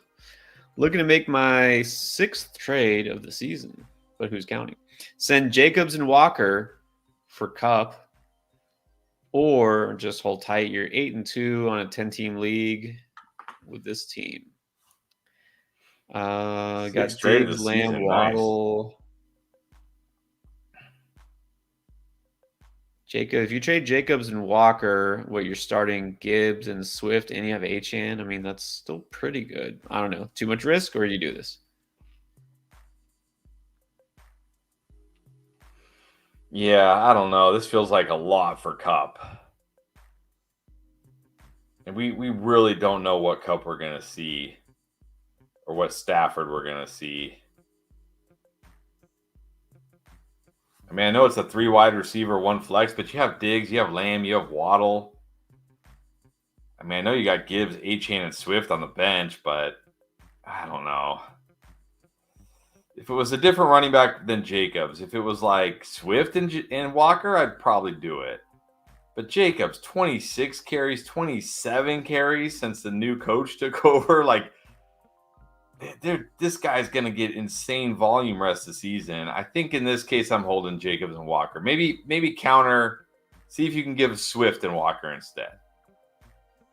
There you go. Would you do Gibbs and Walker for Cup? My only worry with Gibbs is I just feel like he has like the potential insane ceiling. I mean, maybe. All right, we'll try that. So counter, or I guess you haven't done this yet, try Swift instead of Jacobs. Yeah, I agree. I don't know that I want to trade away Jacobs right now. All right, we got Mac P with the super chat. Thank you, Mac. Full PPR, 4 and 6 in a 14-man league. So let's see: Dobbs, Stevenson, Diggs, Devontae Smith, Addison, Musgrave, and Spears. The flex, I guess. On the bench, Waller, drop him.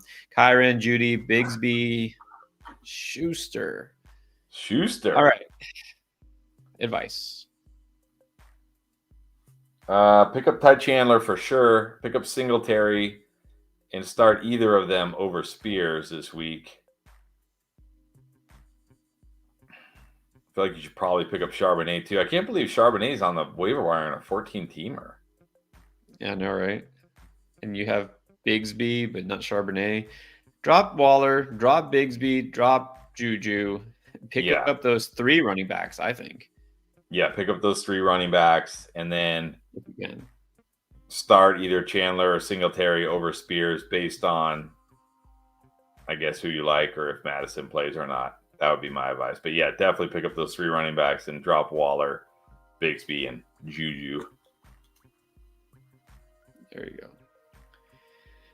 I mean, I don't know if you can get yourself a better running back before Kyren comes back. Probably not. So just hope Kyren comes back and you can roll him out there. I don't know who you're starting this week. Stevenson's on bye, so yeah, you're going to need to start Singletary and or Chandler. You need those running probably. Yeah, go get them. You might just need to go all in. I don't know if it's a fab league, but you might need to pay up for these guys because you don't want to go to 4 and 7.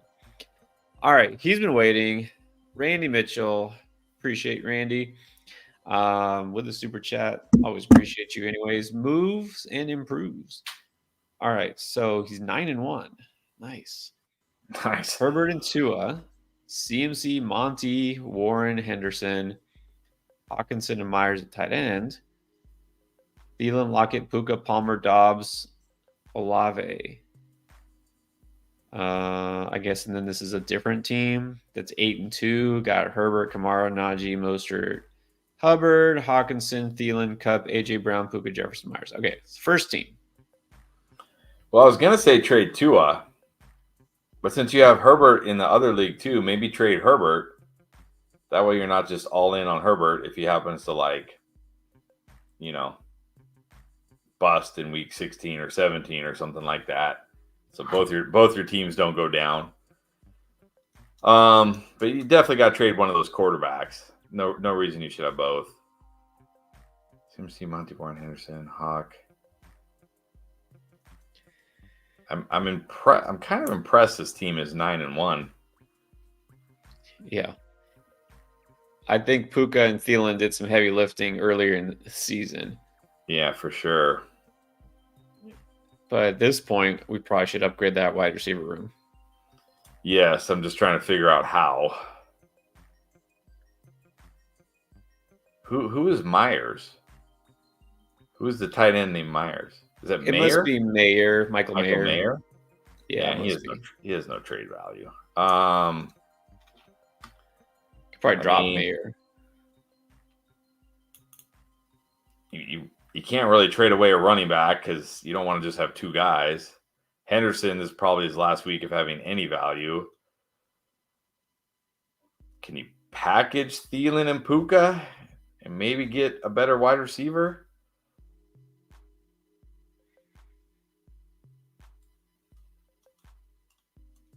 Herbert and Thielen, get you a stud receiver, maybe. Oh, there you go. Yeah, package Herbert and Thielen, Herbert and Puka, something like that. Tua and Thielen, if somebody wants Tua, yeah, something like that. Get a better wide receiver.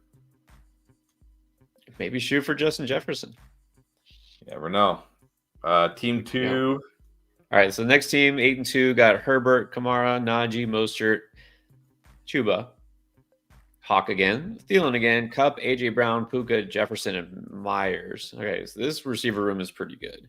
Yeah, this team I feel really good about. This team I don't really feel like I need to make any moves. I mean, are we worried about Kamara? I mean, he had a nice game, but he had 2 2-point conversions. Like, how often do you get 1 2-point conversion, let alone 2 in the same game? I'm not worried about Kamara so much as in my RB2 being Mostert is fine, but not amazing. And Najee is the third running back is fine, but I don't. I mean, you could try to trade Thielen or Puka here and get like an RB2, like yeah. I don't know. Who could you get here? Maybe like maybe a Javonte, a Pacheco, Brian Robinson, maybe a James Conner still. He hasn't really gone off yet. Maybe a Jerome Ford, somebody like that. Yeah, there you go. Somebody like that. Right, you can do that. But that team I feel pretty good about. That first team, yeah, you need to get a better wide receiver one if you can. All right. Hope that helped, Randy. Let us know how it goes. Spearsy answered earlier. Just want to say what's Thank up. you. Love the show. Appreciate you. Appreciate it. GT. 12-team PPR, 1 flex, 6-4, tied for first place. Must be a close league.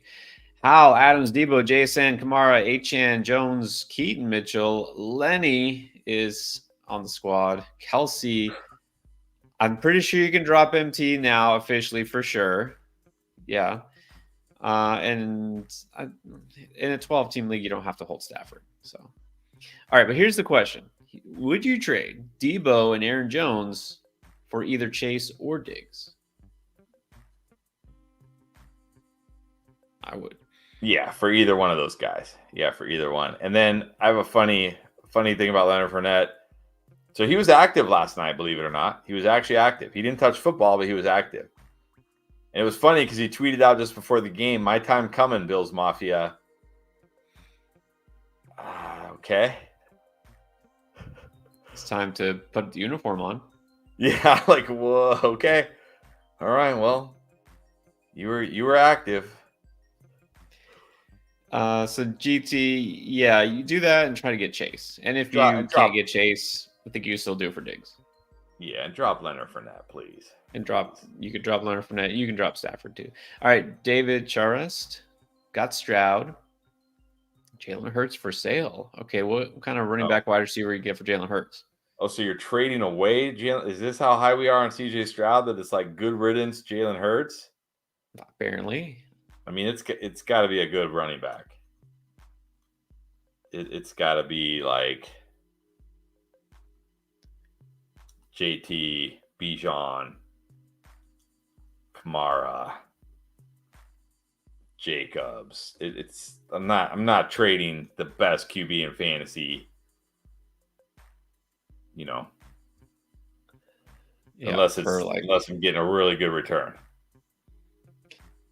This is going to come down to who is it that needs a quarterback, who's going to trade with you. What do they have?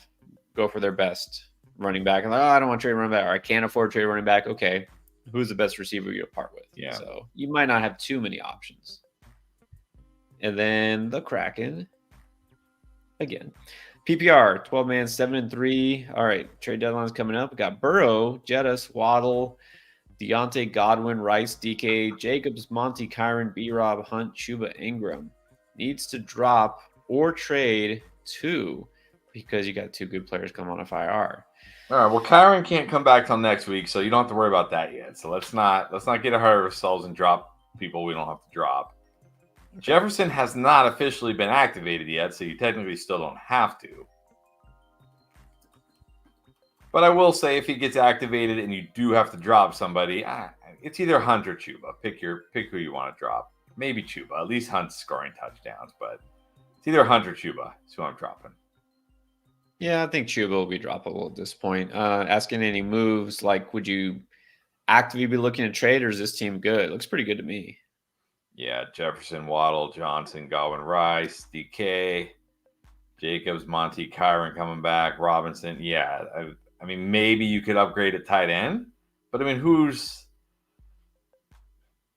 I guess we've seen some Kelsey trades, so maybe people are trading Kelsey. I know there's some worry with him with Taylor Swift, so or without Taylor Swift, I guess. Without Taylor Swift, right? Without Taylor Swift. If she doesn't make it to the game, it's like, well, she's on her Eras tour, I guess. I don't think she's making it to any more games, so she'll find a way. She's got the private jet, Let's see. Waddle, Deontay. I think this seems pretty good overall. Maybe DK coming off a good game. You could trade DK for a decent tight end.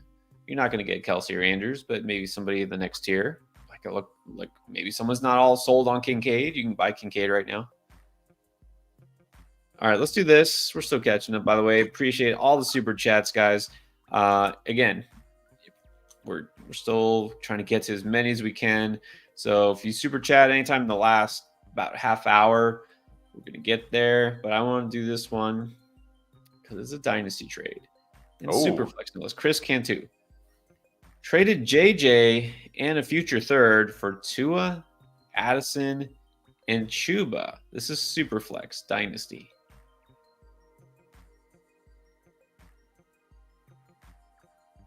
It's probably okay because you got Tua. It's super flex. You got Tua and Addison. I mean, Chuba, okay, whatever.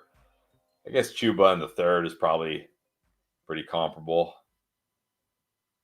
But you got Tua and Addison. I feel like Tua and Jefferson have to be fairly close in Dynasty Superflex. And you got Addison. I think I gotta take the Tua Addison side here in Dynasty Superflex.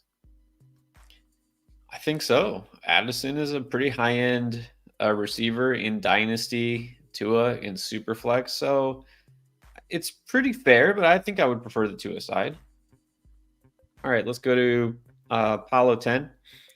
AJ Brown and Hurst. Is that possible? Or is it supposed to be Hurts? Because that makes a big difference. I'm going to hope it's Hurts. I don't think – is Hurst even – how many leagues is Hurst even rostered in? All right, because I see Mahomes in there. I'm going to assume this is Jalen Hurts. All right, yes. So got the AJB and Hurts stack for Mahomes, Gibbs, and Garrett Wilson. I think I got to go AJ Brown and Hurts. Man, that's an interesting trade. Yeah, but I think I just got to take the AJ Brown Hurts stack and ride that thing as far as it takes me.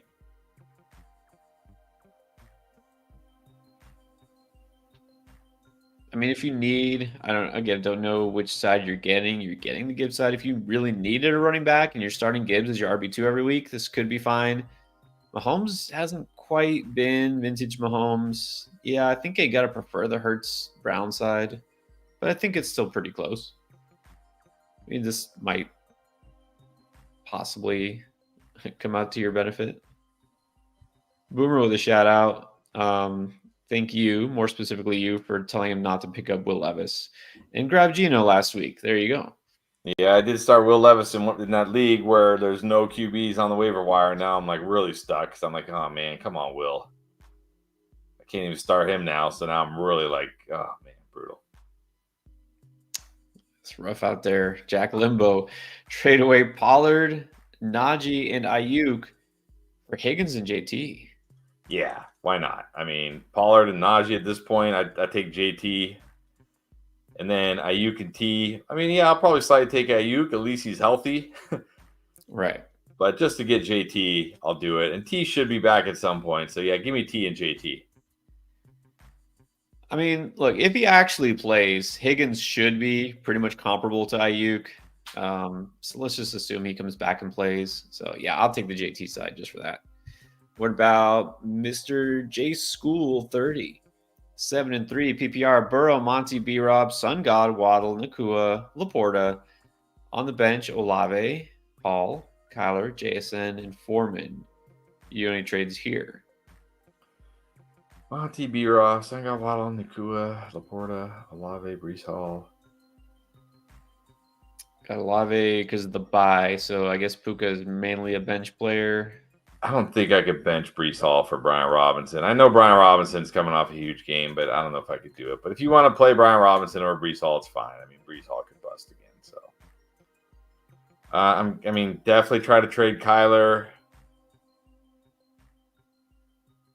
That's really it. I mean, you don't want to package like Kyler and Olave or Kyler and Brees Hall because then you're really thin at the other positions. I don't know how much value JSN has or Foreman has, so maybe try to trade Kyler.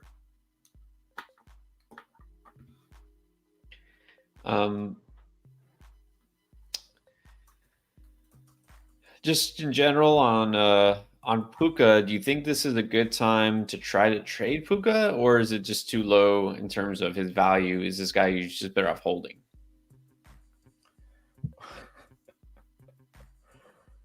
Sorry, I just finally looked up this Mike Tomlin thing. Oh my gosh. I mean, yeah, if you could try to trade Puka, but I don't feel like he has a lot of value right now. Right. I know it's like, oh, wait and see what happens. Well, if your trade deadline's this week, you can't wait and see. That's the problem. So, all right, here's an easy one. Mike Tomlin praises Jaylen Warren and said he simply deserved to be introduced with the starters on Sunday. And that's what we're saying. Jaylen Warren is a starting running back. And then he followed it up by saying the equal snap count between Najee and Warren was just where they were against the Packers. Okay, so now people are taking that and saying he's announced Jaylen Warren the starter. Oh, man. Okay, now, geez. All right. Whatever. Black Hole Sun. When are we drafting an Underdog Friday again? Friday. Yes, Friday. So get your accounts ready. If you haven't created your account yet, now's the time. Use Endgame. Get that free money from Underdog. Use it in our draft. Take the money Underdog gives you. It doesn't have to be your own money. Take the free money from Underdog. Put it in the draft. Maybe you'll make money off of it. And if you don't, hey, you have fun drafting on there using their money.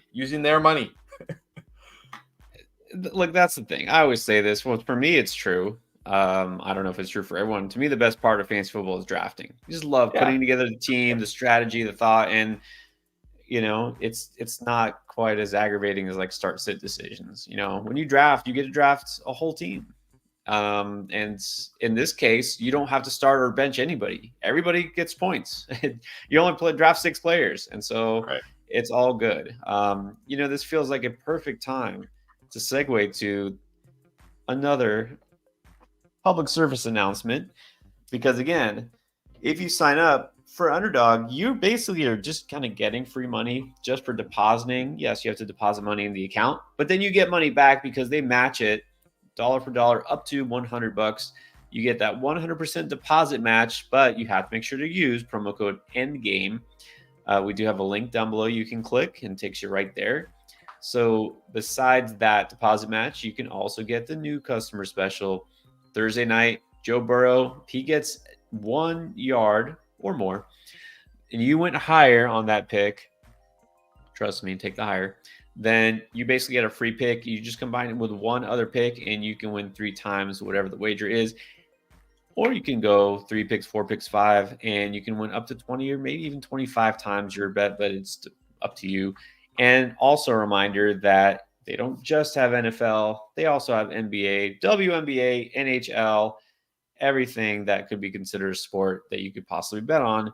I bet you it's there. So again, check out Underdog. And also, besides the pick'ems, you get to do those drafts. You can make private drafts. You do it with your buddies. You can do online tournaments they have. We haven't even got into all that. We're just not going to get into it now because we still have questions to catch up on. But there's so much more to it than just what we've shown you. So again, check it out. Trust me, it's fun, and you can win money.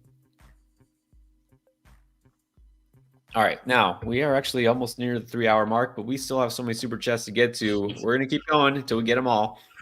All right, Gerardo T traded Waddle for Pacheco and Terry. Yeah, it's probably fair. Usually when it's fair, I prefer the better player, which I think is still Waddle. Right? I think it's still Waddle. I think but it seems fair. Should be. It seems fair. I mean, Waddle's my boy. You know, I like Waddle, and I feel like he still does have that huge weekly upside. We haven't seen it as much this year. Yeah. Don't know why. Maybe Tyreek Hill. But yeah. Yeah. If it was a different running back, if it was somebody I liked more than Pacheco, I would say maybe I could do this, but I still prefer Waddle. All right, Michael Smith with another one. Thank you, Michael. Appreciate it. Let's help him out. Half PPR, 10 teams, 6-4. Hal, Sun God, Ayuk, Pollard, Ford, Andrews, and Hawkinson. Foreman, B-Rob, Dotson, Nico, Watson, Justin Fields, Tyjae Spears, Khalil Herbert, Kyron, Buffalo, and Kansas City defense. Okay. Man, are we... can I do Brian Robinson? How low are we on Pollard? Are we starting Brian Robinson over Pollard against the Panthers? Only this week because it's the Panthers why I say you probably should start Pollard. I mean, you got to like Robinson because it's the Giants, but I mean, I don't know. You go Robinson over Ford? I think I would. Yeah, I might have to go Robinson over Ford. And then are you flexing Andrews and Hawkinson?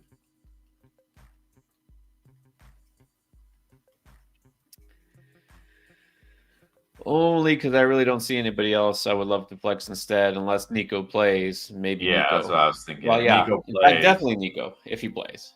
Yeah, if Nico plays, I'm flexing him. If Jefferson doesn't play, I mean, maybe Hawkinson because he should continue to get a ton of targets. But yeah, I like Nico this week. If he plays, I would flex him. So yeah, probably Brian Robinson over Ford, Nico over Hawkinson if Nico plays and Jefferson plays. And then you just kind of ask suggestions for the team. So if you're asking for like last minute trade suggestions or start like drop, whatever. I mean, obviously we can drop one of those defenses. Probably. Yeah, drop a D. You don't need two defenses. Drop a defense.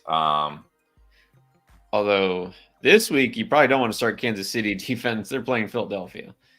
Yeah. Actually, this week start Buffalo because they're playing the Jets, aren't they? Yeah, you can start Buffalo against the Jets. You could drop Christian Watson.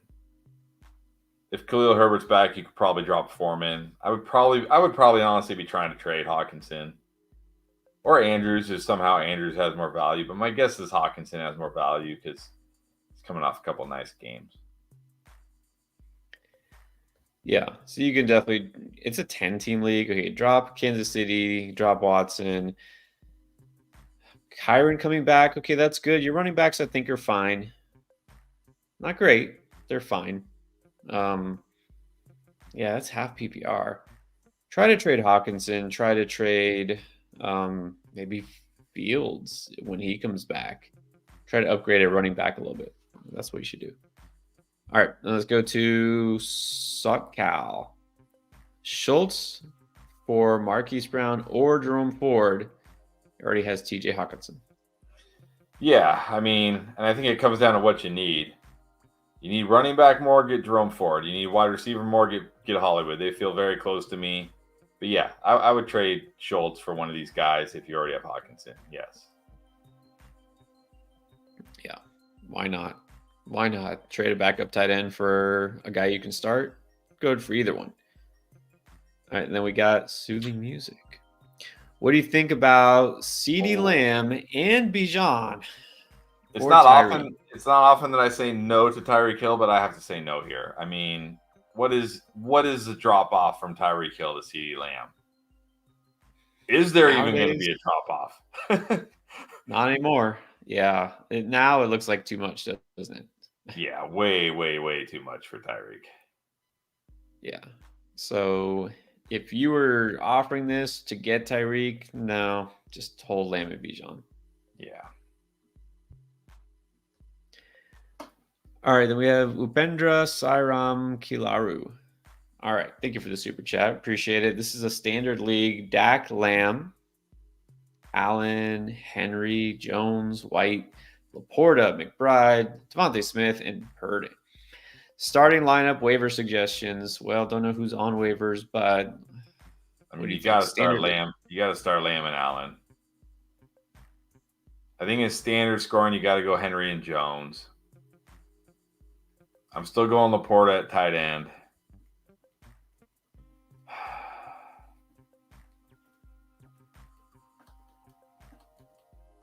I think I might flex Devonta Smith over Rachaad White, even though it's standard scoring. But Rachaad White's making his living catching passes. I like Devonta Smith with no Dallas Goedert. Right. And then as far as waivers go, yeah, I don't know if you've watched Pierre's waiver wire video. You can go check that out because obviously we don't know who's on your waiver wire. But Ty Chandler, Devin Singletary, Noah Brown if he's still out there. Who else? Who else was on there? No one too exciting this week. Brandon Cooks, but I don't feel like he's a must grab. And this is a standard league. You probably prefer running backs. Devin Singletary is the main one, and Ty Chandler. So I don't know if Jalen Warren is available in your league, but yeah, if he's out there, get him. He's now the he's kind of surprised. He's now the workhorse running back for the Steelers. Right. I was surprised he's available in like more than a fourth of fantasy leagues. I thought more people would have Warren, but that's why I mentioned him. Yeah, so there you go. Dak, Lamb, of course. Allen, you still start Henry. It's standard. The one that's tough for me is Laporta, McBride, but I think for touchdown upside and standard, I'll give the edge to Laporta. All right. Here you go. We got AV. Needs 2 running backs and a flex. Brees, Connor, B-Rob, Keaton, Addison.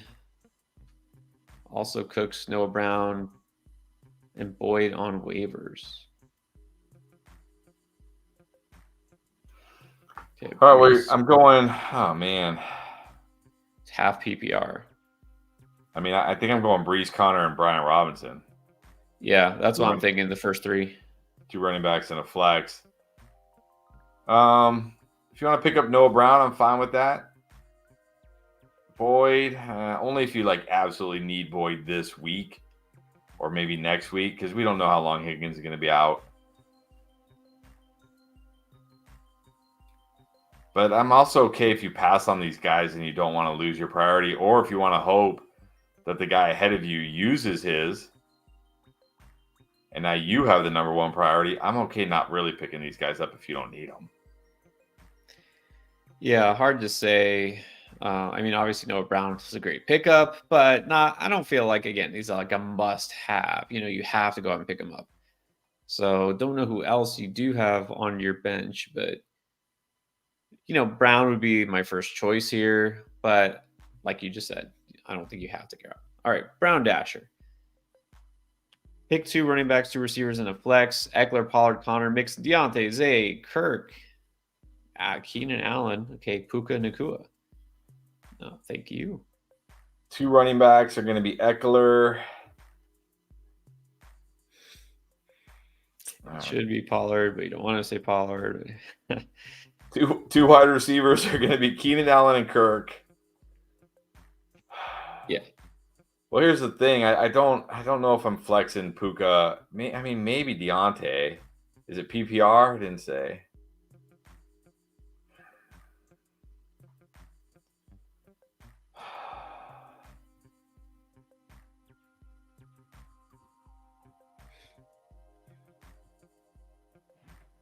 I mean, you got to play Eckler, you got to play Kirk, you got to play Keenan. Those are the for sures.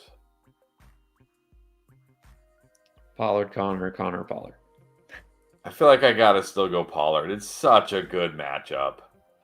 I'm gonna go Pollard, and then it comes down to it. I guess if it's PPR, I'm probably flexing Deontay. You could always flex Connor. If it's non PPR, maybe I'll go Connor. But I think if PPR, I'm still going Deontay. I'm not. What if Not it's giving half? up after one bad game. It's half. What if it's half? Then maybe Connor. I actually am flexing Connor over Deontay in a half PPR league. So Connor, if it's half or standard, Connor. There you go. Yeah, I agree with all that.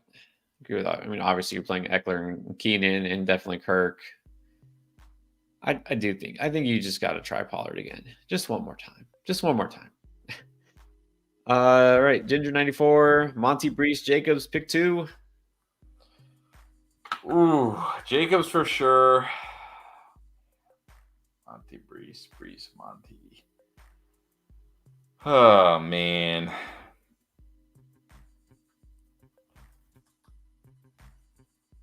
I feel like it should be Monty, but then I feel like it should be Brees.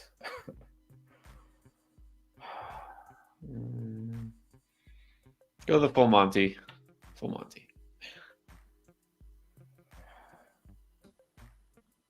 All right, I guess Monty. Just hope Brees doesn't rip off a long run.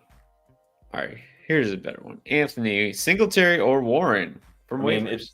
It's got to be Warren. It's got at worst he's the 1A or 1B to Najee's 1A or 1B. Singletary, even if you told me he's going to be the lead back rest of the season in this offense, how excited am I going to be? Not very. So give me Warren. It's definitely going to be Warren. And then Phil wants to know, would you trade Herbert for Dak? Nah, I don't really see the point. I don't think so. Yeah, I don't.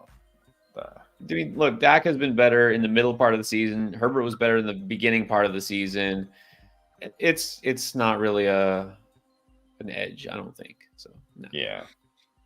Chris Cross, 12 team, 9-1. All right, Herbert, Paul, Kyron, Warren, Madison, Spears, Chase, JJ, Allen, Olave, Douglas, and Kelsey traded Evans and Henry for Jettis and Madison. You on board with that? Yeah, I'm probably on board with it. I mean, I still prefer Henry to Madison, but I also still prefer Jefferson to Evans. So I think it's fair, but look, I still got to say Jefferson's the best player in this trade. And whenever it's fair, I'm taking the best player. So I like it. Yeah, I like it because Henry is a must start for you based on what you have now. Obviously, getting Madison bad timing, but whatever. You got Jefferson. I think you'll be okay with this. I mean, now you got Chase, JJ, and Allen. Yeah, I think I'm okay with this. Follow 10. We did this one. Yeah, same question, different time. I'm taking Hurts and AJ Brown. I don't feel like Gibbs and Garrett Wilson is enough for AJ Brown, and I still prefer Hurts to Mahomes. So I'm taking the Hurts and AJ Brown side. Yeah. I mean, look, again, this could be fair both ways. If again, I actually don't know which side you're getting. If you're getting the Mahomes side, if Gibbs is your RB2 now and slots in and helps you, I think this is still okay, but I would prefer slightly the Hurts AJ Brown side too. All right, and then who's your Devo? 4 and 6. So let's see what we can do here. Need some trade suggestions. Got Goff and Murray. Got Barkley, JT, Connor, Singletary, and Chandler. All right, being proactive. That's good. AJ, Pittman, D-Hop, JSN, DeMario, Mike Wilson. All right, for a second I thought it was Mike Williams. Who's gonna Florida. So sad. All right, so what do we do with this team?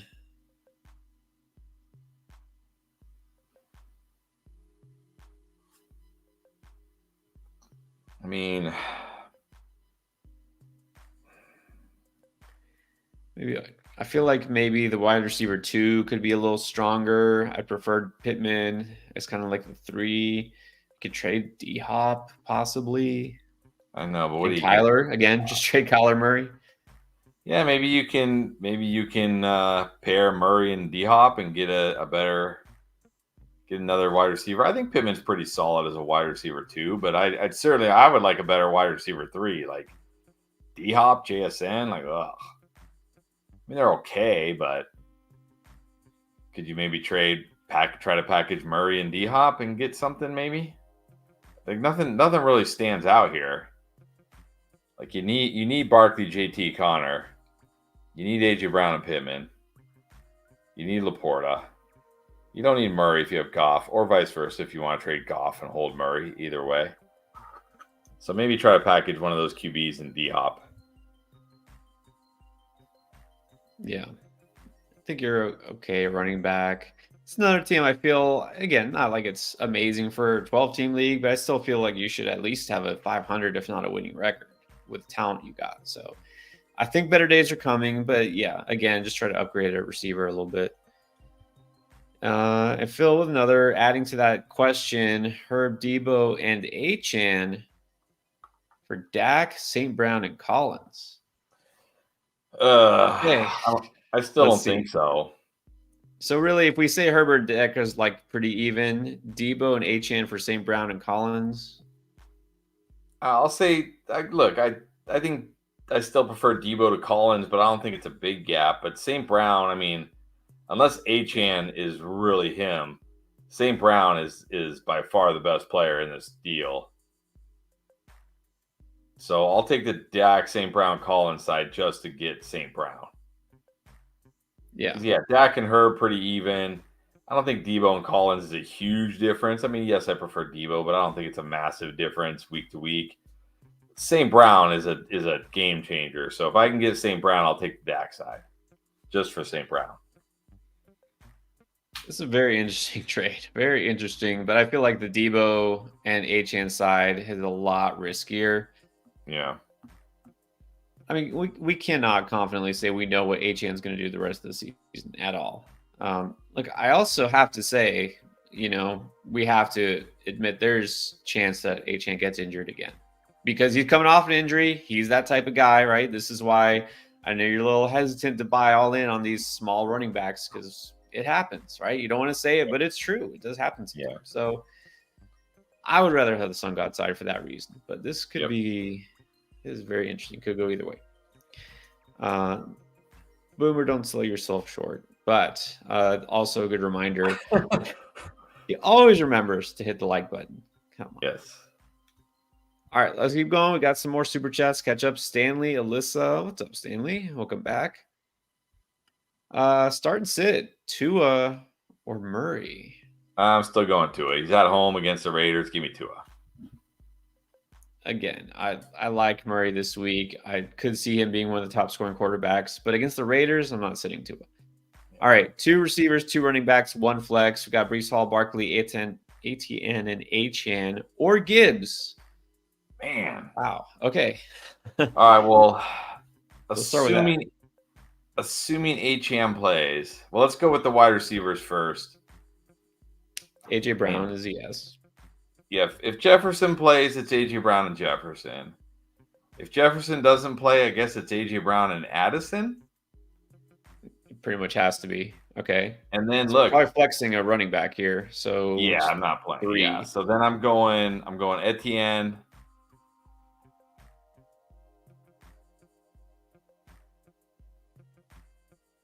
I'm going Etienne, Achane, and Gibbs if Achane plays. If Achane doesn't, I'm going Etienne, Gibbs, and Hall.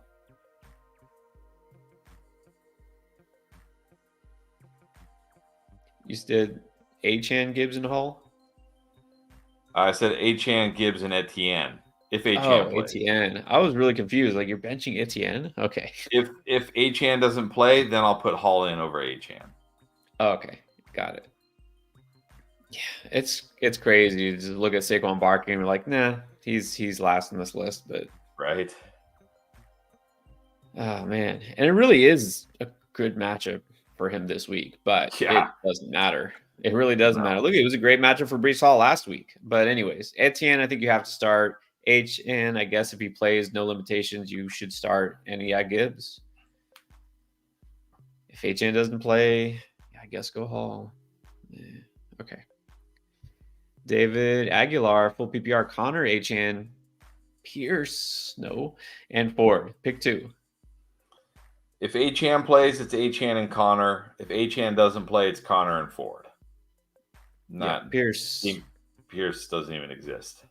does not need to be rostered. Damian Pierce is a myth that you tell your kids about. Yeah. Kaiser Soze. Damian Pierce just joining a long line of fifth-round running backs who look great for short periods of time their rookie year and then disappeared.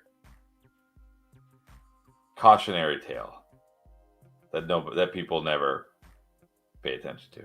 Michael Carter, Tyler Algier, Damian Pierce. Those are just the recent ones I can think of. That's funny. You mentioned Michael Carter. I guess that was news. Michael Carter just got released. He's not even got cut by the Jets. Remember as a rookie? Remember when they drafted Breece Hall, people were like, "Oh, Michael Carter, Breece Hall isn't going to take touches from Michael Carter. He was good last year as a rookie." Fifth-round running backs who somehow overachieve as rookies and then get replaced the very next year is like a tale as old as time, and people fall for it every year. Every year, people fall for it.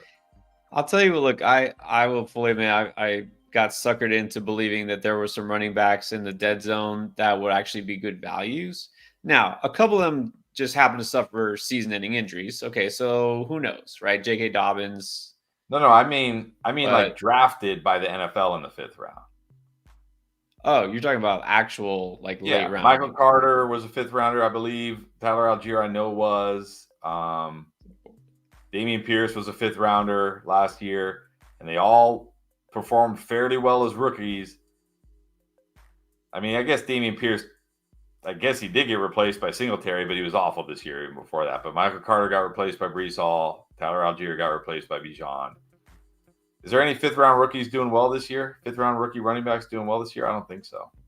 Are there any fifth-round rookie running backs who even get significant touches? Yeah, it's not happening this year, so you don't have to worry about it next year. Where did James Conner get drafted? He wasn't a first or second rounder. But although, he was a third rounder, I think. Yeah, third rounder. Is he Abba Kandawa or whatever, however you pronounce his last name? Maybe this opens up the door from fifth-round running back. There's a path. Well, Ty Chandler's going to get touches, and he was a late, but that was like, what, 2 years ago or something, right? He's not a rookie. Yeah. All right. Anyway, so I think the bottom line here is don't start Pierce. Connor. Yeah, not Pierce. All right, what's on 95? Saying not Pierce. Sliding in late. I don't know why I say wandered your thoughts on this. I got Puka and Ford for Dell and Warren. Got Puka and Ford. Yeah, I think it's fine. I still prefer Ford to Warren. I might slightly prefer Dell to Puka right now, but look, all it will take is like for Matt Stafford to go out there and sling it this week, and suddenly we're going to prefer Puka to Dell. So I think it's fine. This feels very even. It comes down to Puka. What does he do the rest of the season? So, yeah, good receiver. I think it's fine. Yeah, exactly. So he says he's going for upside if Stafford comes back. Yeah, nothing wrong with that. And Jerome Ford, he likes the schedule. So, yeah, not too bad. And then David Aguilar with another Ridley or Myers, and then Hunter Spears.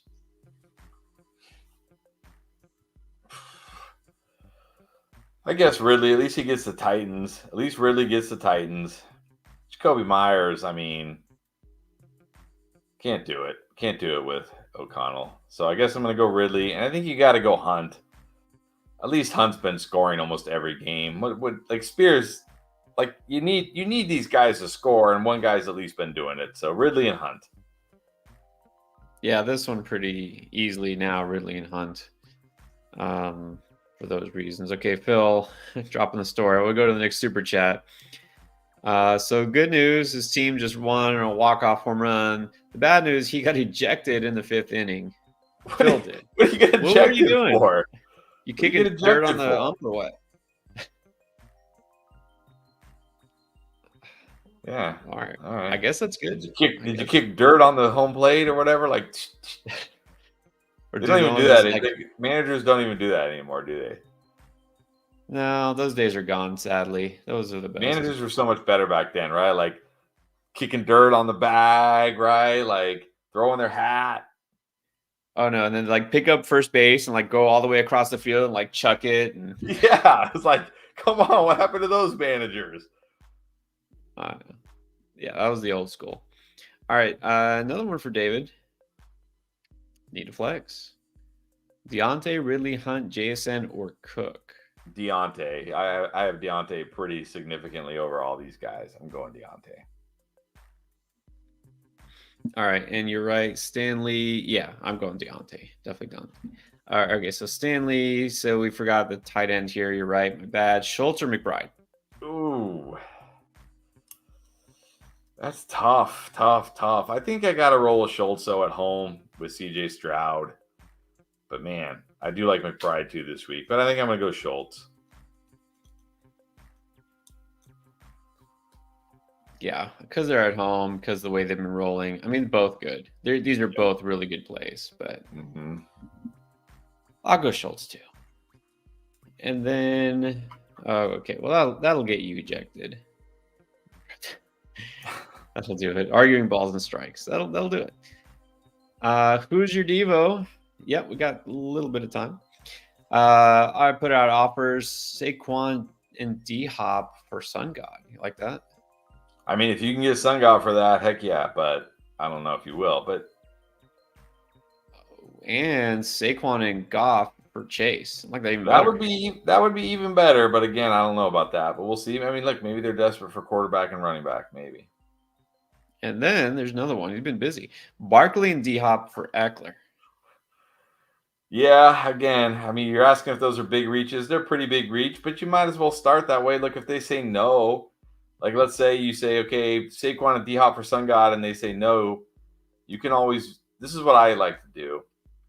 If I don't know the people, maybe it's not a league where I'm familiar with everybody in the league, or even if I am and I'm just being a little lazy, I'll just send a trade, and then if they reject it, like so, let's say I send the Saquon D Hop for Sun God trade and they reject it. Then I'll send them a message, or if they're a friend, you can text them or whatever if you know them personally, and just say, hey, like, what would it take? Saquon. If Saquon and what other wide receiver would it take for Sun God? Maybe they're like, I'm not trading Sun God. Okay, move on. But maybe they're like, well, let me take a look, and then maybe they pick a guy and you're okay with it. You're like, yeah, I can do that. Or maybe they pick a guy like somebody really good, and you're like, nah, I can't do it. But at least it opens the door. Right. But at least if they're like, there's no way I'm not trading Sun God for anything. Okay, then to not waste your time, right? Yep. You never know. And look, if you're in one league and the people in your league, you have a good feeling of how to work it. If you're in lots of leagues, you don't know what the people in your league, right, who they value. I mean, we see so many questions, right? Like thousands of questions every week.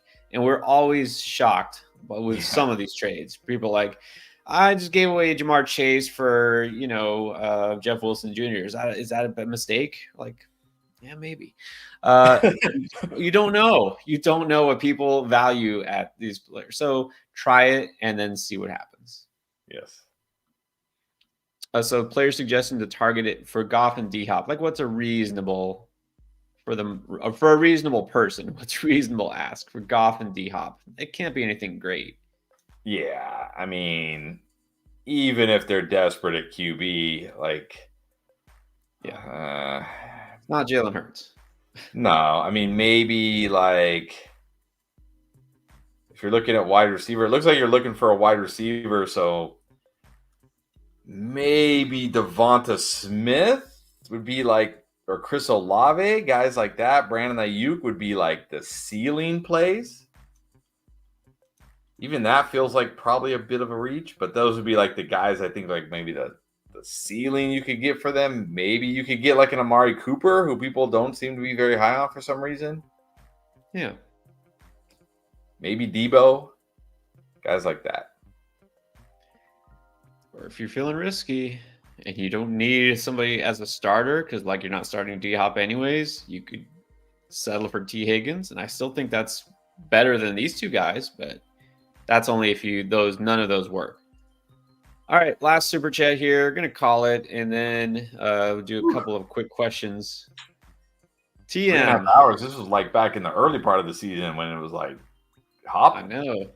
Week 11. Who would have thought? 12 teams, super flex. Ooh, okay. I like this one. Najee and a late first, or Rachaad White and Kenny Pickett. This is super flex. So Kenny Pickett does actually have some value. Yeah, even in Not super much. flex, how much value does he have? It's not a first round type of value. I know that. Yeah, I might take Najee in the late first. I think Najee and Rachaad White are like the same age, or maybe only a year apart. Maybe they're a year apart. And you're getting the late first. Like I think you can get a Kenny Pickett type QB with a late first in 24. I'll take the Najee in the late first. Even in Dynasty Superflex, like what is the upside for Kenny Pickett, really? Yeah. This is one I can tell you, as much as I still think he should be fired, I'm not blaming Matt Canada for Kenny Pickett not being an elite quarterback. No. I think they're trying to make Pickett a thing, and he's not. So yeah, I'd take the first. I'd rather have the first. Yeah. I never liked Kenny Pickett even as a prospect, so I'm not blaming Matt Canada for Kenny Pickett's struggles. Right. Okay. Final questions, and we're gonna end with a lightning round. All right. Just Flow, Mostert or Aaron Jones? You always say lightning round, and then you pick this.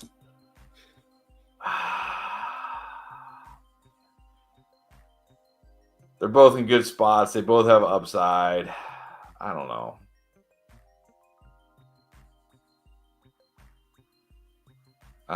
You pick. This is very close for me. I picked Mostert to boom, but I actually still think I would have to go Aaron Jones. All right. If HM plays. Here is maybe the easiest question you'll have all night. Okay. Mr. S 1990. Yeah. Do you start Jettis if he's active? Yes. Yes, I do. Yes, you do. Not a question, but just a little pour one out for MT. Juice 420. What's up? Where you been? Michael Thomas did last much longer. I think he went higher than what we all expected, but all good things come to an end. Yes. Have we heard? Well, I guess we won't hear an update because they're on the bye, but all we heard was like it was serious. Yeah, I mean, his season isn't officially over, but it's a knee injury, and they said it's going to be multiple weeks. Like, come on. Yeah. All done. All right. I'll just end on this. Hoosier, just thank you. And thank you guys. We'll just say thanks for watching. You. Thanks for being with us.